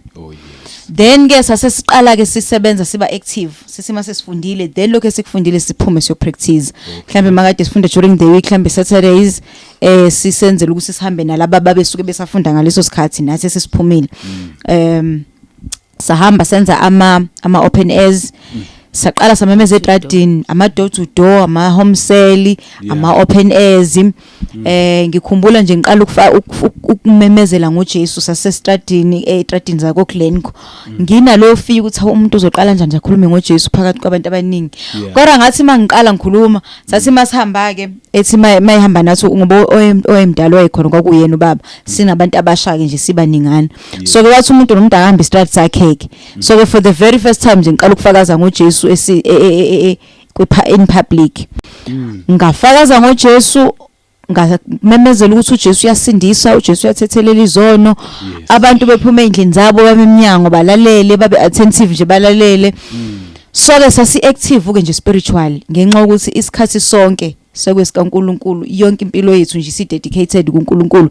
ngaze ngathi enhlizweni yami emhlabeni asena option B sinoNkulunkulu nje yena yedwa ithemba lethu yena uJesu Kristu inkosi yethu sithemba yena so ke we stopped ke sayeka ke sayeka izinto zezwe saba devoted kanjalo nansi ke enye into engifisa ukuthi ngisho ngaze ngikhohle ngabe ngathi ukudela konke ukudela isikole kuphela akusisi isikole kuphela umuntu akaphuma kuso makukhona nge system iqala nje le ndaba cause before sifike kwi education ukuthi even education kuNkulunkulu akasidingi kuyo kwaqala kwindaba yama celebrations birthday celebration Christmas celebration kwaqala kulezo zinto ngiyakhumbula nje esayixoxa uqala baba ngaba lento ethi yabona umuntu manje siqalile baba ngeke sisathola ama gifts ngama birthday yethu so ke kwakunalokho nje ukuthi so ke saqala ke ngaye ku celebrate birthday ugcina wami celebrate birthday kwa 2010 that was the last time ngigcina ucelebrate birthday ngoJune thenga ikhekhe le birthday ithengelwa ama gifts uculelwa yonke leyo nto leyo so ke kwakusikhathi sami ngagcina nje ngalowo nyaka ukucelebrate so ke saye ukucelebrate ama birthday ngo 2010 nje uDecember wakhona saye ukucelebrate uChristmas yangaba khona nje into ukuthi uChristmas mangaphosisi saphuma senza udoor to door sasishumayelela thina bethi abantu bedla thina sishumayelele sishumayela uJesu sihambe futhi singafisi nokudla kwakhona lokho Christmas ababesuke bekuphekile ngaleso sikhathi sasifike nje sidlulisa uJesu sihambe sishumayele etradini because sasinento yokuphambana nomoya wesikhathi so ke mangikhuluma ngokudela konke masikhuluma ngokudela konke makusidela izwe siphuma kokwezwe asiphumi kuphela ukuthi education nje kuphela kodwa yonke nje into engeyezwe asikize nje ukuphazamisa kule party yama birthday like wenze njani nje mangabe wena uzalwa ngoJuly ne ngoJune mina ngoJune usisi wami uzalwa usisi unoxolo uzalwa ngoJuly ngedate yakho ngoJune wenze njani obviously awu celebrate birthday but yini oyenzayo kuba usuku nje ojwayelekile baba akukho ukuthi uma kuukuthi nje umuntu ubeplanning ngabe ukuthi uye edrobheni wenza igrocery uma ukuthi umuntu ube yenkonzweni uma ukuthi akenzi lutho mhlawumbe usuje ukuthi umuntu aphumule uyaphumula so ke ayikho nje into ethi noma kuba kulokho nje ukuthi ngiyabonga uNkulunkulu ngigcinile sengize ngafika kulomnyaka yes mhlawumbe ezweni kodwa ukuthi usuzolinda ukuthi bonke abantu uzothi siyabonga uNkulunkulu sekuyi special day no it's a normal day for ukuhlanganisa lo mnyaka baba ngiyabonga ungcine kuzokuba lesi sikhathi uqhubeke ulangazela ipurpose kaNkulunkulu ngibuziswa ukuthi kuba sengazathi shothi uyakhohlwa nokuthi una how many years manje hayi lutho noingqondo isukuyazi ukuthi awunamhlanje ngihlanganisa iminyaka emingaka kuba lokuthi awuyeba uNkulunkulu sihambe namkwazi wala nje obesho sisi ukubonga nje uNkulunkulu ngikhulile emthandazweni wethu hayi ukuthi kuzothi emthandazweni bazalwane umzalwane namhlanje siyabonga uneminyaka ukuthi ayikho leyo nto kuyathuleka nje akekho ozothi happy birthday akekho ozothi sibonga uNkulunkulu noma ini cha ayikho nje into special na cancela futhi ne Christmas day yebo okay ngomhla ka25 December uma ukuthi iqondane nokuthi siyafasta uma iqondane ukuthi besinenkonzo uma ukuthi nje ayikho mhlawumbe into special ekhona kuba ukuthi nje siyapheka futhi siba nento ethi hayi asivele nje sipheke simple ke nofikayo nje abone simela nomoya esikhathi noma ngabe besingafuna ukupheka amasalad kodwa asizukwapheka ke ngalelo langa ngamabomu nje amakhulu sopheka nje very simple food mhlawumbe nje ufish ne rice ukuze nje sidle nje as normal makuthi siyadla ngalelo langa but acknowledge ukuthi uJesu yena wazalwa noma singazi ngayiphi date kodwa yena wazalwa yes sir ngaba sisindiswa ngokuba uJesu akazalwanga so nje siyambonga uNkulunkulu ngokuthi wasilethela uJesu siyazi ukuthi wazalwa ezalwa intombi uMaria siyazi ukuthi wafa wavuka ukuthi idate kwakuyipi akushiwo ngeBhayibhelini ukuthi kwakuyiphi date uJesu ezalwa nokuthi enye into esikhuthazayo ukuthi even eBhayibhelini akukho la sithola khona nje abafundi sebebungaza uJesu ukuthi namhlanje Jesu uneminyaka emingaka happy birthday Jesus leyo nto uJesu si appreciate usuku nosuku umsebenzi asenzela wona oh yes all right kunjalo impela so nje ngabo ngalezi insuku abasebenzi ba celebrate uChristmas kusuke nje kuyi normal day kuthina kanjalo nama Easter ngama Easter kahle calendar nje yonke izinto ezicelebrate kwi-calendar zine pagan worship mhlambe ke sizoxoxa kokulandelayo uma uJesu sesigcinile ukuthi lezi zinto kahle umsuka wazi usuka kephi yes ngoba siyakholwa ukuthi uJesu usazosigcina sisazoxoxa so ke siyambonga ukuthi uJesu wafa esiphambanweni sawafa wafela izono zethu siyakwazi ukuthi kwenzeka siyakholwa futhi but masiza kwi-Easter yenye into iPhasika yenye into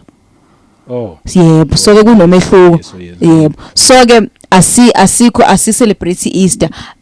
uJesu yena iphasika lethu. Indaba yephasika, okay, so beyisixoxa asidlule kuleyo ngoba manje sisafakaza. So ke simasdela konke ke sadela konke lokho, even amaphilisi including amaphilisi nodokotela. Nganginento neattack ekhanda, ngangijwayele ukuhlaselwa ikhanda. Thola ukuthi ngize ngiyabuya esikoleni ngenxa ukuthi ngaleli ngiphethwe ikhanda nje elinzima. Kwakwenzeka ngibe neattack ekhanda elinzima. So ke thola ukuthi sengizophuza ngama disprin amaphilisi yini ngaleso sikhathi. Base umuntu asedele konke saphuma emaphilisini saphuma kodokotela uthi nje mawuhlaselwe ukugula noma yini ebhlungu ubiza igama lika Jesu ubeka isandla. Mawuza ukuthi kanjani ukubiza umzalwane ngicela ubeka isandla yazi kubhlungu ekhanda noma kubhlungu ini cela ungithandazela. Kuba yilokho nangampela. Mawuza ukuthi okay ikhanda mhlambe libhlungu ufika uthandaze uyiphuzela amanzi nje adala uNkulunkulu aphiwe. Uyiphuzela amanzi kakhulu ngoba sometimes so nje kuyi dehydration esukudala ikhanda libhlungu uyiphuzela amanzi ulala uvuke lapho uNkulunkulu usebenzile umsebenzi. So nje sithemba igazi lika Jesu masigula, sithemba igazi lika Jesu, sithemba igama lika Jesu, sithemba imvimbo kaKristu. Uma lithi iBhayibheli ngemvimbo kaKristu siphilisiwe. So ke kuphileni kwethu nje sithemba igazi lika Jesu. Okay. Yeah. Ngamazwi enu nje manithi isikole eGibhithe ake nithi nje ukuthi kancane sithi ukuthi iqapho yeah or siyikhuluma kwelandelayo masishotha futhi hayi singachaza nabanje ikinkinga kodwa futhi besingasisa mhlambe sizokhuluma deep nakokulandelayo. Yeah. Imfundo yalelizwe okokuqala nje ezweni likaNkuluNkulu lithe iBhayibheli bese silikhosile lesi scripture sithi uthe uJesu abantu mase bephendukile babhajadiswa abenzwa abafundi baka Jesu. Right. Akukho ukuthi abenzwa abafundi besikole. Khona ukuthi benziwa abafundi baka Jesu. So ke uma ngabe sibuka ke ukuthi abantu bayenziwana abafundi baka Jesu kulesi sikhathi ibandla nje lanamhlanje. Into eyenzakala kulesi sikhathi namhlanje umuntu ufike ayetendeni noma kuphi amukela uJesu kuthupha kamsandlo semamukela uJesu. Kuthi makusuka lapho useyumzalwane nawe usenegama nje usindisiwe. Kodwa akafundisiwe iminyalo kaKristu, akafundisiwe izwa akanalo ulwazi lwezwi likaNkuluNkulu. Kanga ukuthi mawuthi uyabheka iknowledge ebandleni likaNkuluNkulu, iknowledge yezwi likaNkuluNkulu iyashoda kakhulu. Wake wathi ngaye ngafunda incwadi kaBaba ngaye ngelinye ilanga ubaba Elijah Manswangaye ekhuluma into ethi abantu kakhulu sina ama-Africans ave singakuthandi ukufunda ukustudy izwi likaNkuluNkulu. Sithanda kakhulu umsindo ukuthi nje sicule sidanse njengoba nje bandleni kaNkuluNkulu kudanswa makuthiwa content esanda sixoxe nabazalwane sithi yazi abazalwane abasindisiwe sina singosindisiwe have sikhontrolwa ngathi remote. Makuthiwa kudanswa ingwazi ezweni naso uzosibona manje sesidansa ingwazi. Makuthiwa sengeni ijivosho nabazalwane zoficosha ivosho. Makuthiwa sebenza uyithomoyi wonke umuntu umfico wenza ithomoyi. Iphuma ithomoyi kuthiwa sekuyaqhaqha wonke umuntu. Uma senze lezo zinto ke abazalwane mase kwenziwe lezo zinto sekuphelile. Kushunyelwa umfundisi 1 hour kubuyela emuva. So ke lento ye teaching iyashoda, isikhathi sokufunda izwi kaNkuluNkulu siyashoda ukuthi abantu benziwa abafundi. Mase bebile abafundi mase befundisiwe bese beba yisebenza embusweni kaNkuluNkulu. So ke iyalekha leyo nto. So ke uNkuluNkulu into asimbulelayo nokuthi into eyenza lokho ingenxa ukuthi sibhizi nokwezwe. Bese lokhu kaNkuluNkulu kungabi nasisikhathi. Abantu babafundi besikole bese kuphela isikhathi sokuba abafundi baka Jesu. Siningi waspenda ngapha. Amaningi moqhathanisa amaningi ingane yahlala edeskini kusukela ngabo 8 kuze kushaya u2 esikoleni. Kodwa makuze enkonzweni mafanele kwenziwe izifundiso zezwi likaNkuluNkulu kuba u1 hour abantu sebekhathele 2 hours angiphathi ku3 hours bansuke sebezela umuntu esephuma 1 by 1 isikhwama sakhe. So ke asikwazi ukubamba kokubili. Mhlambe sizamile ukubamba kokubili ngaphambilini. Abafundi baka Jesu ngenxa ukuthi bagqilazekile ngapha izifundiso zabantu. Yes. So ke uma ngabe sibambe izifundiso zabantu asikwazi ukubamba izifundiso zikaJesu kanye. So ke mina inhlizweni yami nje I was convicted ukuthi esikoleni I was doing science. Lapha na ku science sifunda ama theories abantu. Theory of Mendel, theory of Charles Darwin, theory of evolution, theory of Lamarck, theory of Charles Darwin, abo Newton. So ke isikhathi sethu sispenda sifunda ama-laws alabo bantu nengqondo yabo nemithetho yabo nokurizina kwabo ukuthi umhlaba kwenzeka kanjeni ukuze lokhu kube kanje kwenzeka kanje. Then lezo zinto zabantu zigqilaza ingqondo ithatha isikhathi sethu. Malithi iBhayibheli mele sithande uNkosi uNkulunkulu ngenhliziyo yethu yonke, ingqondo, umphefumulo, amandla. So ke amandla ethu siwaspenda sifunda lezo zinto zabantu. Isikhathi sethu sispende sifunda into zabantu. Then bese sesokufunda izinto kaNkulunkulu siyancipha isikhathi. So ke there is why ke sithi yiGibhithe, because umuntu usuke egqilazwe imiqondo yabantu, ngoba mangaya nje incwadi sifunde esikoleni ibhalo bani umuntu, ama-philosophers, philosopher ethile, uprofessor othile, scientist ethile, yabhalwa zabeka kuma-shelves bese ifundiswa abantu. So ke manje uma efunda isikole ufunda ingqondo yomuntu. Masifunda izwi likaNkulunkulu lithe iBhayibheli imbhalo yonke 2 Timothy chapter 3 verse 16 imbhalo yonke iphefumulo loNkulunkulu ilungelo ukuthi sifundise, isiqeqeshe, isiyale ukuze umuntu kaNkulunkulu aphelele umsebenzi emihle. Okay. Yebo baba, angazi mangiqhubeka kancane. Hayi okwamanje akusibambe khona la. Hallelujah. Uthekhani u8 and wena uyi-first born and wena washiya isikole. Yebo. What about laba abanye? Laba abanye bengingathanda ukuthi ngikhulume ngabo. Kodwa ke mhlambe ngingakhuluma kancanyana ngabo ukuthi lo olama mina wathi mncane ngesikhathi ngidela konke wayinangakeni. Mhlawumbe wayena 6 or 7 yacishwe na 7 years. Wayenza o grade 2 ngaleso sikhathi. Naye wathatha isinqumo sokuthi udela konke.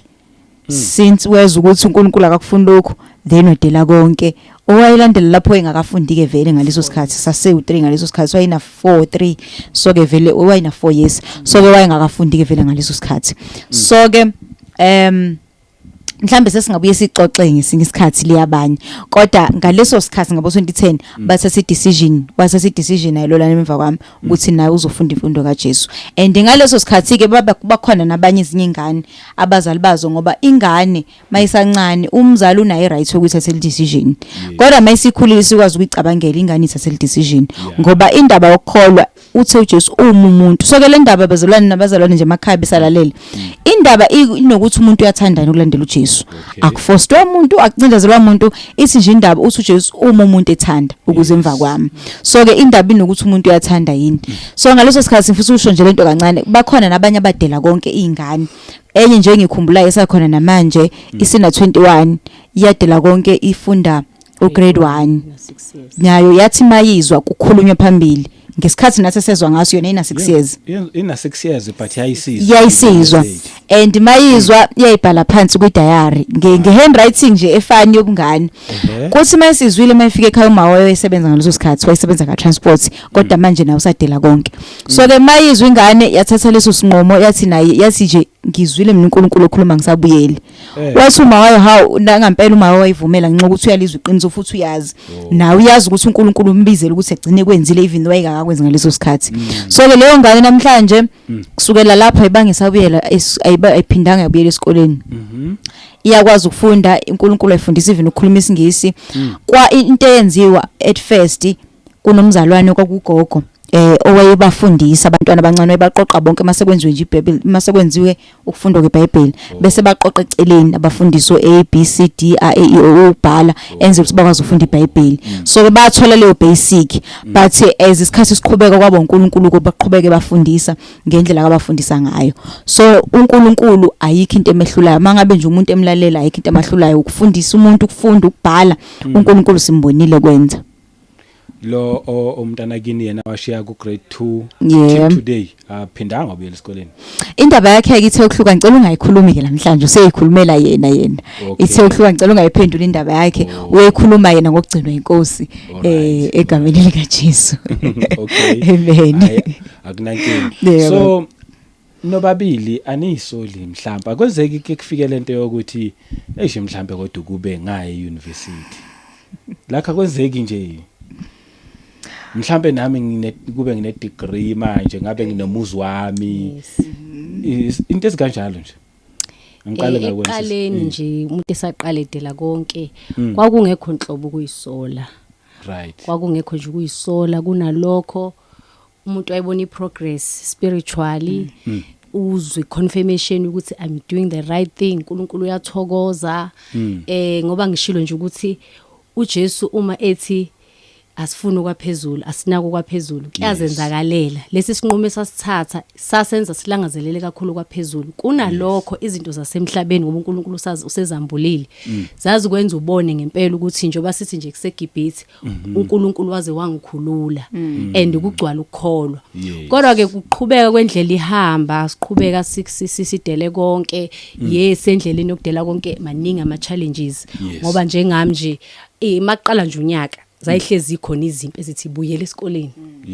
athi mina ngoba ngangimile ekuthenini esikoleni angibuyeli so kwakunalawo mandla lawo so nesikhathi siqhubeka sihamba yakafika zake zafika lezo zimpi zifike zithi ish kube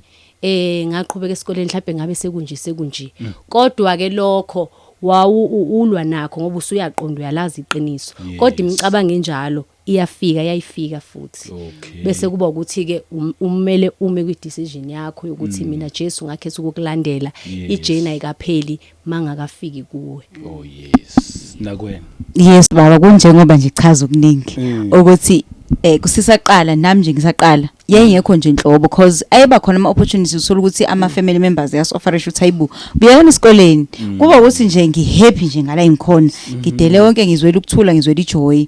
so ke kwakuba kanjalo eqaleni iminyaka nje asiqaleni kakhulu but sikuthema sikhulu yaba khona leyo mcabanga ukuthi ish yazi ukuba umuntu ngempela waqeda yazi ukuba umuntu waqhubeka ne world system mhlawumbe umuntu wasebenza because bakhona nabanye esasinabo uthola ukuthi babe discouraged babuyela emumva siyakusho nalokho bakhona saqala nabo baba discouraged ngenxa yezimpi ngenxa yezimpuzo zohamba ngoba uhambo lokukhola likaze labalula kodwa uNkulunkulu yathwalana so ke beyifika ikhathi njalo ube tested uzizwe na ukuthi yazi nami ngiyacabanga ngempela ukuthi mangabe esikoleni kodwa bese kusiza izwi likaNkulunkulu ngikhumbula nje ngelanga ngaze ngithanda uNkulunkulu ngingabuyela nesikoleni kwaba ukuthi uNkulunkulu uyazambula it's either khuma ngomoya ingcwele wakhe noma khulume ngezwi lakhe noma khulume ngomuntu othile ukuthi no uNkulunkulu naye impela kubizela ukuthi uyiphile this is the right thing to do so ke sizwa yizwi okuyilona elisigxilisayo ukuthi na into uNkulunkulu akayifunayo futhi akusithi sodwa wonke umuntu ofuna ukulungela uhlwithu wonke umuntu ofuna ukulungela ubuya kaJesu kulesi sikhathi simele ukuthi sizidele simele ukuthi siphume kokwezwe okay yes baba since naphuma ke nenzani manje like since naphuma nayichuza lendlela le then yini enenzayo till today okay before sifike lapho mhlawumbe ngifuna ukuveza mina yes indaba yama persecutions ukuthi kulolu hambo abamakhulu ama persecutions especially kumina ekhaya abangaqondi abangakholwa sengenzela ukuthi noyibuzayo ukuthi nje kwavele nje kwabalula kanjalo akubangalula inhlobo kwaba nama persecutions amakhulu ngalendlela yokuthi ngiyakhumbula sengihlala nabazalwane njengoba bengishilo ukuthi ngigcine ngisho ukuthi ngahlala nabazalwane so kwenzeka ngithi ngiyovakasha ekhaya ngihamba nabazalwane ukuthi ngiyobakhombisa nje ukuthi ngiyaphila ngiright bangakhathazeki babone nje ukuthi akukho konakele so sathi masihamba nabazalwane sifike ekhaya ukufika kwami nje bangibuza ukuthi usubuye ekhaya so ngase ngisho ukuthi cha ngibuye ekhaya ngizonibona ngenzela ukuthi nazi ukuthi la ngikhona ngiright ngikhulekile nikhululeke hayi ke kanti ngalokho ke kwasuka impi enkulu yokuthi njengamanje ke abasafuni ngihambe ekhaya and ngingazi ukuthi vele mangihambi la ekhaya vele ngizocindezela ukuthi ngigcine ngibuyele esikoleni so kwaba nempi nje yokuthi nje even imoto engangihamba ngayo kwathiwa nje ayizi ukusuka le moto wena usathi uhamba nabo yes uyasala la ekhaya kwaphuma istradi sonke bathatha amatshe ugogo wami nje vutha bhe eshukushaba abazalwane bathuka kwayimpi nje umama ekhale hayizi istradi sonke kubhlungu kwakubhlungu nakimi ukuthi ngizwisa uma wami ubhlungu but kwakumkhuleko wami ukuthi inkosi ngelinye ilanga lobu ubhlungu abuzwayo uma engathi ungaphenduka injabulo noma engaqondi njengamanje ngoba nami ngumuntu abanye abantu babethatha ngazi ukuthi sineyinhliziyo ezimbi awumcabangeli uma wakho kuningi and kwakuzwela lokho enyameni but mawondlwa umoya malithizwi asihambe ngomoya singahambi ngenyama inyama ayikufuna okwayo yazi ukuthi uma wami ngiyamthanda ungikhulisile ngiyafisa ukumenzela okuhle nami futhi ngangifisa yonke leyo nto inyama but ukuthi umoya naye futhi ufuna okwaphezulu, ufuna ukufeza icebo likaNkuluNkulu, ufuna ukwenza intando kaNkuluNkulu, bese kuya ngokuthi kuphasa ini. So uNkulunkulu wayesipha ke wayengipha ke leso sibindi leso nalawo mandla lawo. So ngakwazi ukuthi ngiphunyuke nalapho ngiphunyuke, mangiphunyuka kwangasikho kuphela kwezimpi, zaqhubeka izimpi. Kwakhona nomunye umzalwane odela konke nje beshilo ukuthi khona esihambile nabendleleni abanye ngenxa yezimpi basala. So lo mzalwane naye wathatha i-decision yokuthi udela konke, waye ngowakhona eGlencoe naye. So ngokuthatha kwakhe i-decision yavutha kakhulu impi. Uma wakhe kwayivutha kakhulu, yavutha kakhulu impi, waze wanikeza nomama amandla ukuthi uliweke manje, kuliwa nalento. Lento eyaze yazamazamisa umphakathi wonke waseGlencoe esithembile. Wanyakaza umphakathi, kwabizwa ilona, kwahlelwa ama departments, kwayiwe washibanga wayohlaselwa, kuthiwa kuthunjwe ingane, sekuphuma kuhamanga ke manje kuthiwa siyandiza, kushiwo zonke izinto nje malithi izwini nibusisiwe mabenithuka besho konke okubi ngani beniqambela amanga jabulani nithokoze. Uthi umfundisi unamadimoni uzivalele, shuthi usibambile, kwakuningi okushiwoyo uMatthew 10:24. So kwaba nento enjalo, kwaba nama rumors amanga, abantu bamfuna lo mfundisi oyenze njeni ingane, ondivisa ingane, kwanda oyekisa ingane isikole, lo mfundisi onamadimoni kakhulu nje kwakwamadimoni phambili. So kwaze kwagcina ekuhlelwa ke kwakhishwa ama-taxi kwayohlaselwa lapha eWashbank. Kuthema kuyohlaselwa enkonzweni lapha esihleli khona, kwayohlaselwa khona. Kwakhulunywa nomfundisi, sathathwa ngenkani, sibuyele emakhaya, sathathwa sayiswe police station. Masifike police station bavula icase abazali, and icase kwaba ngazothi umfundisi usithumbile into ekanjalo. Kwasho ukuthi ke mayilandelelwa icase acacisa ukuthi nje cha umfundisi enza ngalutho, thina sithatha isinqumo sachaza udaba la ngaphasa ke icala lelo. Sibizelwe ama psychologists, sathathwa ke ngenkani sayiswe emakhaya, ngabuyiselwe ekhaya. Mase ngibuyiselwe ekhaya ngaqhubeka ngathandaza, ngoba ngangazi ukuthi le decision engiyithathayo ngizozimela, ngoba akekho ongiphoqile, ngoba ngaze ngayihlolisisa ukuthi kusasa mangethuba busubi uyashintsha, uthi chabazane kwakwenzeka iphutha, ngizothini, ngifuna ukuyihlola le decision ngiyithatha ngayiphi motive. Ngafika la khona ngithi lento ekhulunywa ngiyayizwa and ngiconvinced kuyo, ngithi ngisho ngakuthiwa kusasa umfundisi uthi uyashintsha, mina ngizokushintsha. So kwangisiza lokho, kwangimisa ngoba ngiyakhumbula nje seqala ama persecutions, ngamtshela kwayini baba usibuya sese police station, ngasa hayi baba usibuya khuleka, sekuyisikhathi manje sokuthi kubonakala ukuthi umuntu uzwe kanjani, wamkela kanjani. So ngahamba ngaya ngedwa ekhaya ke sengiyoyilwa ngedwa iBethel, ngoba nakhona iWashbank ngobesho sisasifunda ama teachings, sishumayela senza konke nje uNkulunkulu esiqeqeshe sitrainer ngayo indlela. So mase sengifikile ekhaya babe ngasafuni ngiye enkonzweni, befuna ukungivalela, bengiphoqa ukuthi ngesikoleni, ngisho ukuthi esikoleni angiyi, ngithi nje mangiphuma ngiya kugogo lo bese ngimchazile ukuthi yena engase ngijwayele ukuthi ngekhaya lakhe ngilandwe, kuthiwa naye bamhlasela base besho ngisho uyishisa indlu yakhe, kuthiwa wena gogo lo ufaka ingane lomoya. Nakhona uNkulunkulu kaveza amandla akhe, sithandaze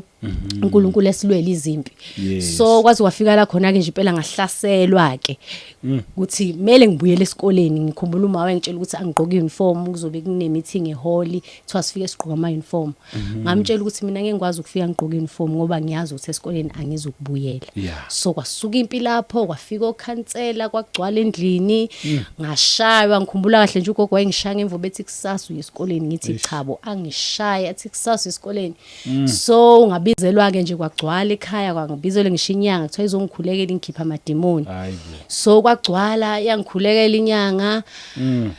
Kwangenzeka lutho, wathi sengibuza lo mama baba beyithemba ukuthi kusasa uya esikoleni, ngathi cha, bathi hawu linenkani idimoni, ngoba bebethi idimoni. So ngomusa uNkulunkulu wasebenza ngenye incegu eyayilandiwe nayo kuthiwa izokhuleka phela, ngoba nabazalwane babeza bezokhuleka nje kuthi umoya wethu kuzogcina ukweduka. Kwaphuma ngishe kuma phephandaba, indaba yethu yasabalala lapha mangisho emaphephandabeni. Khumbula nje uma wazi wathi usuyajabula usuyi celebrity. So kwafika la khona ke wathi umfundisi kuze bayeke ngisho ukungishaya, washo ukuthi lempi esibhekene nakusiyona impi yenyama impika moya. Yeah. So manje imshaya nenza yonke into angekusize lokho. Yes. Thina kwethu ukuthi sithandaze. Oh, yes. Wasethi ke mangithi nawe uthi uyakholwa uyathandaza ngathi mina yebo. Wathi uyayazi indaba yaba prophet bakaBhali no Elijah ngathi mina yebo. Wasethi ke khuleka kuNkulunkulu wakho nami ngizokhuleka kuNkulunkulu wami sizobona uNkulunkulu ozophendula. Wasetshela abazayo ukuthi asikhulekeni impika moya le asibambene negazi nenyama sizombona uNkulunkulu ophendula wathi lengane izobuyela esikoleni ngenhliziyo ngasho ukuthi hayi angizokubuyela esikoleni so ngahlala ke sho ukuthi basebenzisa isystem yokuthi nje abangivalele kuze nje ngibone ukuthi ayikho lento Yes. sahlala kumenyezelwe ngisho emphakathini imbhobhe show ukuthi imphakathi uzani sizolwa nalo moya ongenile enganeni kwabizwa abafundisi baqhamuka koThekwini sizothandaza kuthiwa kuzokhulekelwa lo moya lo so makusibizwe ke ehall sifike nababo sibuyabizwe sifike Yeah. masifika nakhona ehall uNkulunkulu ayisebenzele bathi bazokhipha thina amadimoni lona ozoshumayela vela mbamba uNkulunkulu ashumayela afakazele yona lento esikhulumayo Yeah. athi ubona ingelosi azayisho lena ethi angiyazi lento engikhulumayo uNkulunkulu asisebenze sinathi sithokoza athi singama ambassadors ezulu simele kumele umbuso wasezulwini achaza uNkulunkulu as encourage ngaye kuqede lapho laba kuthiwa kuzokhishwa thina amadimoni sekuphuma bona amadimoni so ngiyakhumbula nje nomfundisi wasekumele sekuthiwa akazosikhulekela wathi mayithu uyathandaza ngoba umuntu kamoya weza ukuthi lento engithandaza ayikho wamthulisa umfundisi wathi I think I got the wrong information wafuna ukuhlala nathi phansi ezwe kahle Okay. into ayisho nje ngithi mayihlala nathi phansi wathi ngani zami lento lena ayilula Yeah. ngiyayazi ninokwenu ukukhulekela ukuthi uNkulunkulu azambule Oh yes. so nalabo sambona uNkulunkulu ke esebenza kanjalo so zabaningi izimpi kwaze kwafika la khona ngoba ngisho sisasibiza ngisho ama psychologist esho ukuthi hayi si brainwashed yonke into avaleleka ke ekhaya lento ayishoka indlela impi yayinkulu ngakhona ngaze ngacabanga ngisho ukubuyela ngibuka ukuthi shuthi ngizophila lempilo yokuhlala kanje kuze kube nini Yeah. bathi uNkulunkulu wangenelela ke lapho babona ukuthi cha ngimile esinqumeni sami angiyakazi angishintshe indawo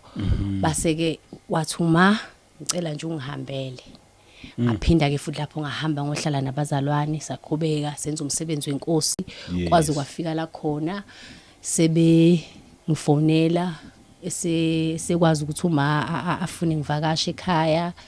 kwaya ngokuya noma kwakunzima kwabanzima kakhulu uzathi akuze afike la khona igcina amkela khona ngoba naye kakhulu iconcern yakhe ukuthi ingane yami izoba yini yonke into but ngokulokho eqhubeka ebona ukuthi nje ngiyaphila uNkulunkulu uyathembeka kwaya ngokuya wazofika la khona esefika la amkela khona kodwa futhi usanda kwamkela kwakungelula ukuthi akuze kufike la khona amkela khona. Oh yes. Ayanizwa fakazi bene bujulile kakhulu and futhi bubalekile. Omunye umuntu uzozibuzayo vele kuba khona futhi ababuzayo ukuthi niphila kanjani phela like kumele kube ne-income engenayo. Yebo. Hayi umbuzo omuhle kakhulu loyo. Umbuzo esiwuthola kakhulu esawuthola ngaseqaleni ukuthi niphila kanjani. So ke okokuqala lithi izwi likaNkulunkulu olungileyo amaphila ngokukholwa. Yes. Mahebheru. Bese lithi lapha kuMatthew chapter 6 uthe uJesu ningakhathazeki ukuthi nizodlani nizogqokane nizombathani ngoba uNkulunkulu uyazi uyena osinakekela idingo zethu uyazi usimele sidle uyazi usimele sigqoke. So ke isaqala nje indaba yokuzidela amavesi lawa isiqinisa kakhulu ukuthi uze athi mayiqhubeka lapha uMatthew 6 athi inyoni zezulu azitshala zihlwanyeli kodwa uNkulunkulu ayinakekela. Uzathi imbali zezulu ebuhleni bazo azi ubuhle bukaSolomon ibukhazikhaza ayinabo akafike ebuhleni beimbali zezulu uNkulunkulu ayinakekela. So ke okokuqala nje ukuthi we live by faith ngaphandle kokukholwa akukho kumthokozisa uNkulunkulu. So nje siphila ngokukholwa. Okay. Mase siza ke ku practical life ku practical experience ukuthi siphila kanjani. At first sisanda kudela konke ngabo 2010 kunemali ubaba Sitswe kade sebenza kuhulumeni kunemali kade iphume nayo so ke yayisiza ukusinakekela idingo zethu. Then okwesibili kwakunabazalwane ngaleso sikhathi ababekade besasebenza bazi ukuthi lokhu uNkulunkulu akukhuluma kunjalo futhi nabo bazi ukuthi bazogcina bedela konke bazogcina bephuma kwe system. So ke sasihlala ndawonye ke mission ababe suke besasebenza nabasebeyekile ukusebenza sihlala ndawonye sahlala emishini washibhanga so ke kwakube imali ubaba ayinayo ngaleso sikhathi bese kuba imali abazalwane babenikela ngayo laba babesuke besasebenza ngaleso sikhathi yes kwase kuthi ke makhamba isikhathi ke hamba phela imali ubaba kade iphume nayo emsebenzini then ke lapho kwaqala khona ukuthi siphile ngefaith practically ukuthemba uNkulunkulu ngiyakhumbula sisahlala khona emishini kwaba nomzalwane nje owa-offerisha sasengama teenagers ngaleso sikhathi wathi nje ama teenagers ngizonakekela idingo zenu zama cosmetics uma ngidinga nje ama cosmetics niyangifonela masingafonanga kube yini usibuzayo so ke for months mhlamba ngazoma kwaphela nonyaka enze njalo umalume kwaweza nabawu2 ababenza lo msebenzi kodwa kakhulu ilo yedwa kwathi noma ke sesihambile cause sabe sesisuka ke machine ngenxa ye persecution sabe sesisuka emishini washibhang then seseendaweni ehlukene so kwathi noma sesisukile waqhubeka lo mzalwane nalento enjengaleyo so ke okwesibili ke into esiphila ngayo ukuthi izwi likaNkuluNkulu kunento eshiwo uthi uPaul encwadini abaseThesalonika athi umuntu mayengasebenza ngadli bake basikhothelele lo verse bazi ngoba nisebenzi lithe iBhayibheli ongasebenza ngadli lisho njalo impela lithi nje ongasebenza ngadli alishongo ukuthi ongaqashiwe kahulumeni angadli lithe ongasebenzi angadli so ke sikhuthazwa izwi likaNkuluNkulu lisifundisa ukusebenza ngezandla zethu for example uPaul wayengumshumayeli wayedele konke uPaul wadela konke okwezwe wayeshumayela umsebenzi kaNkuluNkulu full time aphinde futhi athonga amatende uPaul nabanye abafundi bakaJesu bakhona bawuthi ababesebenza umsebenzi kaNkuluNkulu bese beba nama skills abawenzayo so ke into esiyenzayo ke uma ngabe sidele konke siphila ngama skills sinama skills abanye bakhuthalela ukulima ifarming ukulima nje sikhonze kakhulu ukudla okulinyiwe kunento ejwayele ukushiwo ubaba usibiye ubaba kujwayele ukuthi ukudla okuseyitolo kuthakathiwe processed foods njengoba sasazi sizokhumbula sisafunda isafundo ezikoleni zakulelizwe kusasifunda ku technology ngazi noma sakhona lo subject engane nza namhlanje but kwakufunda subject ye technology lapho kwakufunda nge food processing ukuthi ukudla makufaka kanjani ama chemicals ku process so ke ujwayele ukuthi kubaba ukudla kwanamhlanje kuthakathiwe asikhuthalele ukudla esikhiqiza thina noma sisakuthenga lokho kuseyitolo kodwa akwande lokho esikhiqizela thina so ke siyalima nje okokuqala siyalima senza iorganic farming futhi asisebenzisa ama chemicals umanyolo usebenzisa siyenza iorganic farming sebenzisa ikhuthaza lezi ezinatural umquba okunatural so ke siyalima then masilima silimela ukuthi sidle thina mase sidlele thina futhi siphinde sidayise mase sidayisile sithola imali yokuthenga lokho esingakhona ukuthi sikulime so ke sisebenza ngama skills abanye bethu bayathunga kunomsebenzi soyenza okuthiwa ucrochet icathulo sithunga icathulo bayazika abanye sithunga icathulo sicrochet bese siyayidayisa so ke bese sithola imali so uma ngabe kufanele nje senze umsebenzi kaNkuluNkulu hambe sigibele senza lokho manje sinesidingo into esidinga uyithenga siyadayisa siyathunga icathulo siqale from scratch icathulo nje then ke bese siyayidayisa so ke sisebenza ngama skills siphila by faith sisebenza ngama skills so ke kunendlela ezisezweni likaNkuluNkulu ze provision eziningi sometimes makunesidingo esithile uthola ukuthi nje uNkulunkulu uzothinta umzalwane othile ukuthi kube ukuthi wenza into ethile so ke kodwa kakhulu njengoba ngisho ukuthi si uNkulunkulu abeka lento ukuthi singabe abantu abajwayele abadependa kubantu so ke even thola usifanele sigibele sokuzenza kaNkulunkulu siyadayisela thina sisave imali makufanele kube khona la siyakhona and then bese senza umsebenzi kaNkulunkulu makunesidingo kodwa uNkulunkulu aphinda thinta abanye abantu ukuthi no mhlamba ayibazalwane igibelana kanje so ke siphila ngokukholwa siphila ngama skills ayigezwakala izandla zikhona and izandla zomzalwane zibusisiwe whatever ithinta ngezandla zakho iyabusiswa kunjalo baba ngizama ukukhumbula futhi nama questions abazalwane I think okuyiwona abemakhulu abebefisa ukwazi ngani ukuthi nahamba nagcina kuphi esikoleni khona manje nenzani niphila futhi kanjani and konke lokho nikuvezile nenhlupheko njengoba nisho nje ama persecutions ukuthi ubunzima and nakho kodwa nikwazile nisabekezelile up to so far and mina hayi ngisho ngithi uma ngabe nikwaze ukubezela kuze kufikele ilanga yes kusho ukuthi nobekezela kuze nizenhlangane kubuye uJesu ngoba I think isekulula than before Yes. before bekunzima kodwa manje sekuba kuya ngokuya ngokuya kubalula futhi nani niyakhula yebo kunjalo baya nabantu bejwayela ukuthi khona uhlobo oljena nje emhlabeni yes and enye into kunabantu futhi abandayo kune question ubaba kade ibuzile ukuthi manje senzani sisenza umsebenzi kaNkuluNkulu bese senza ukuyisebenza so ke ngikhumbula nje kunesizini lasanda kudela wonke khona sahlala nje for years uNkulunkulu nje sifundisa siqeqesha kwaba khona isikhathi la khona eseqala isithuma ngoba umuntu mayenza umfundi kaJesu ubese bayisebenzisa inkosi akayeki nje kweza ukuthi ahlale nje kodwa umuntu bayisebenzisa inkosi so ngikhumbula siqala ukuthunywa sakhishwa on a mission sinomzalwane sinoxolo wathi uNkulunkulu asihambe siyofakaza emabandleni uNkulunkulu ekhuluma nathi yebo wakhuluma kimi wakhuluma nakuyi ukuthi njengoba kwenzeka encwadini yazenza ukuthi ngihlukaniseleni uBarnaba noSaul noPaul sorry emsebenzini ngibabekele wona so ke wambula kithi saxoxa kubadala kwavunyelwana lapho ke saqala sahamba indawo ehlukene sifakaza ngempilo yokukholwa ngempilo nje obungcwele ngoba into ayibekeke ngaleso sikhathi ukuthi ake sifakaze impilo obungcwele cause njengamanje abezelwane isikhathi esiningi umuntu uyakholwa kodwa izono zonke uyahleba uyantshontsha uqamba amanga emsebenzini athi ungena athuseke phengekho la ekhona amanga nje world system maningi antshontsha utshontshelwa uhulumeni ngitshontsha izinto zasema office isono nje so uNkulunkulu wayesithumela ukuthi asambe sofakaza ngobungcwele ukuhlukana nesono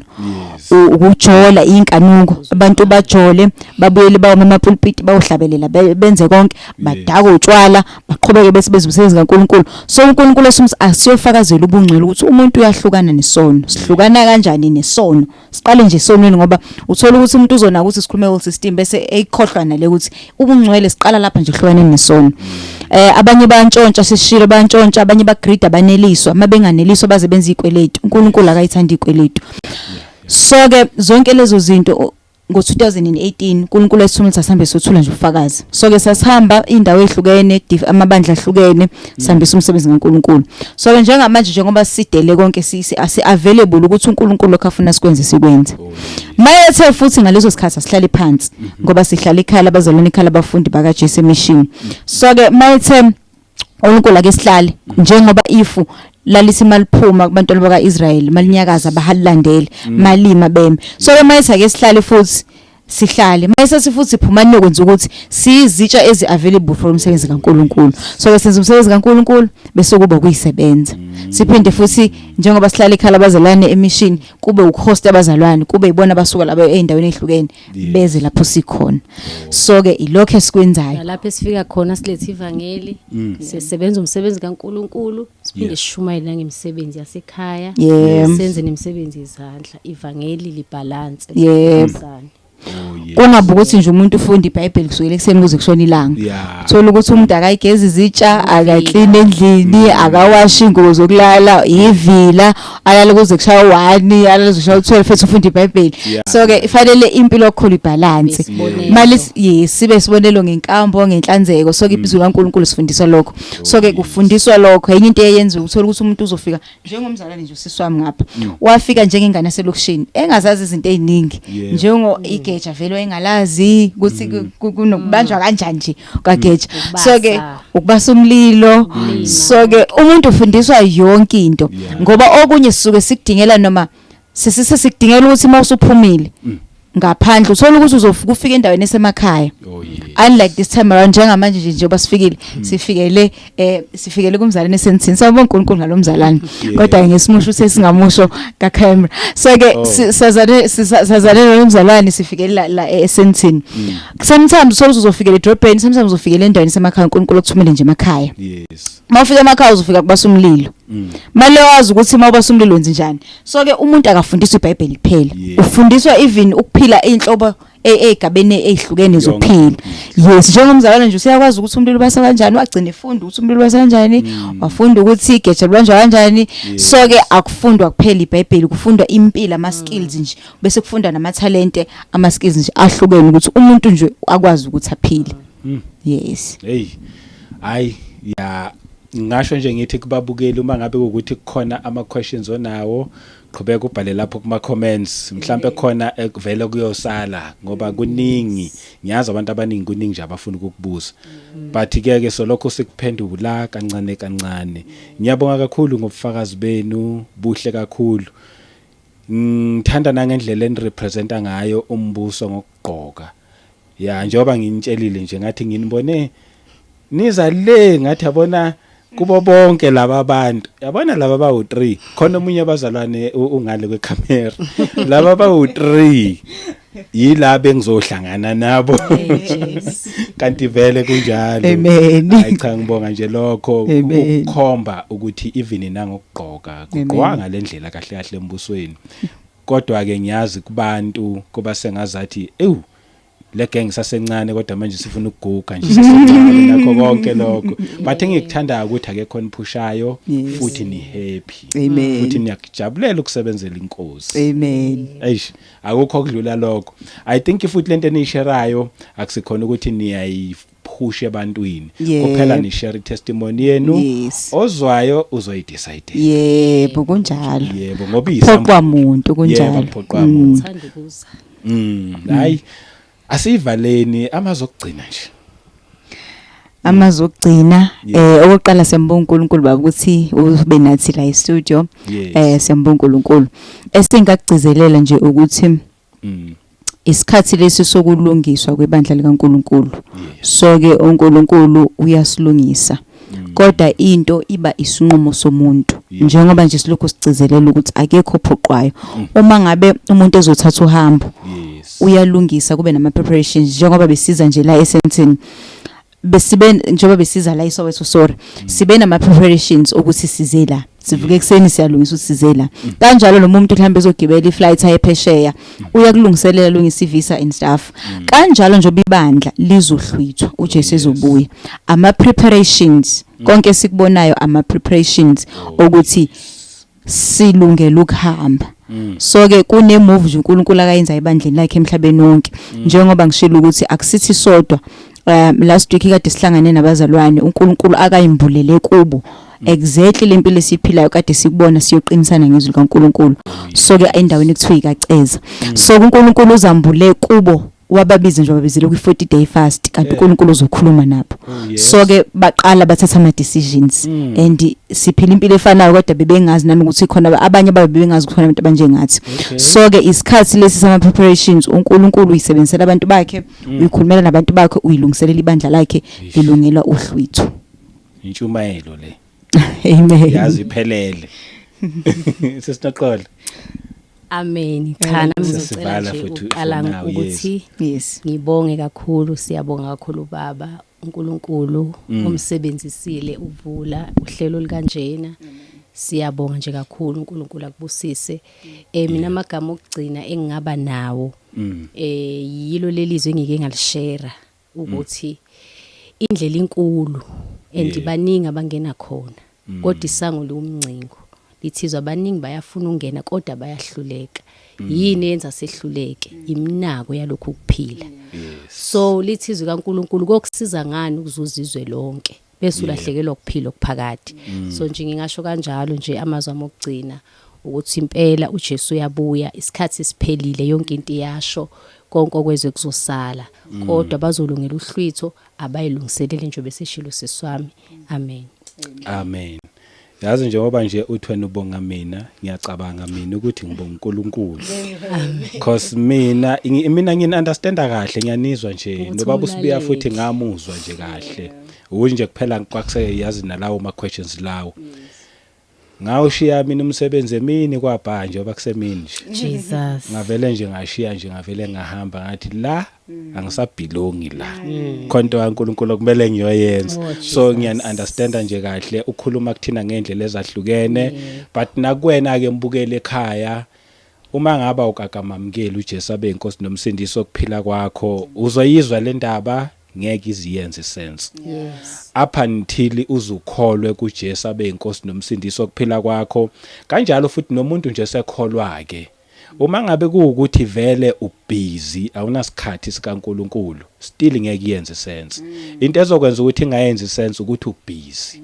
up until uzuzwe ufune ube nesikhathi sikaNkuluNkulu uhlale uyikhulekele le ndaba uphinde nje kwawena uzikhulekele nje ukuthi baba akungirevealele mina ngizeleni emhlabeni then izoqala yonke lento bese iyenza sense kuwena but ke nami bese ngivala asiphinde sihlangane futhi kwivideo elandelayo uNkulunkulu anibusise nonke emakhaya amen Amen.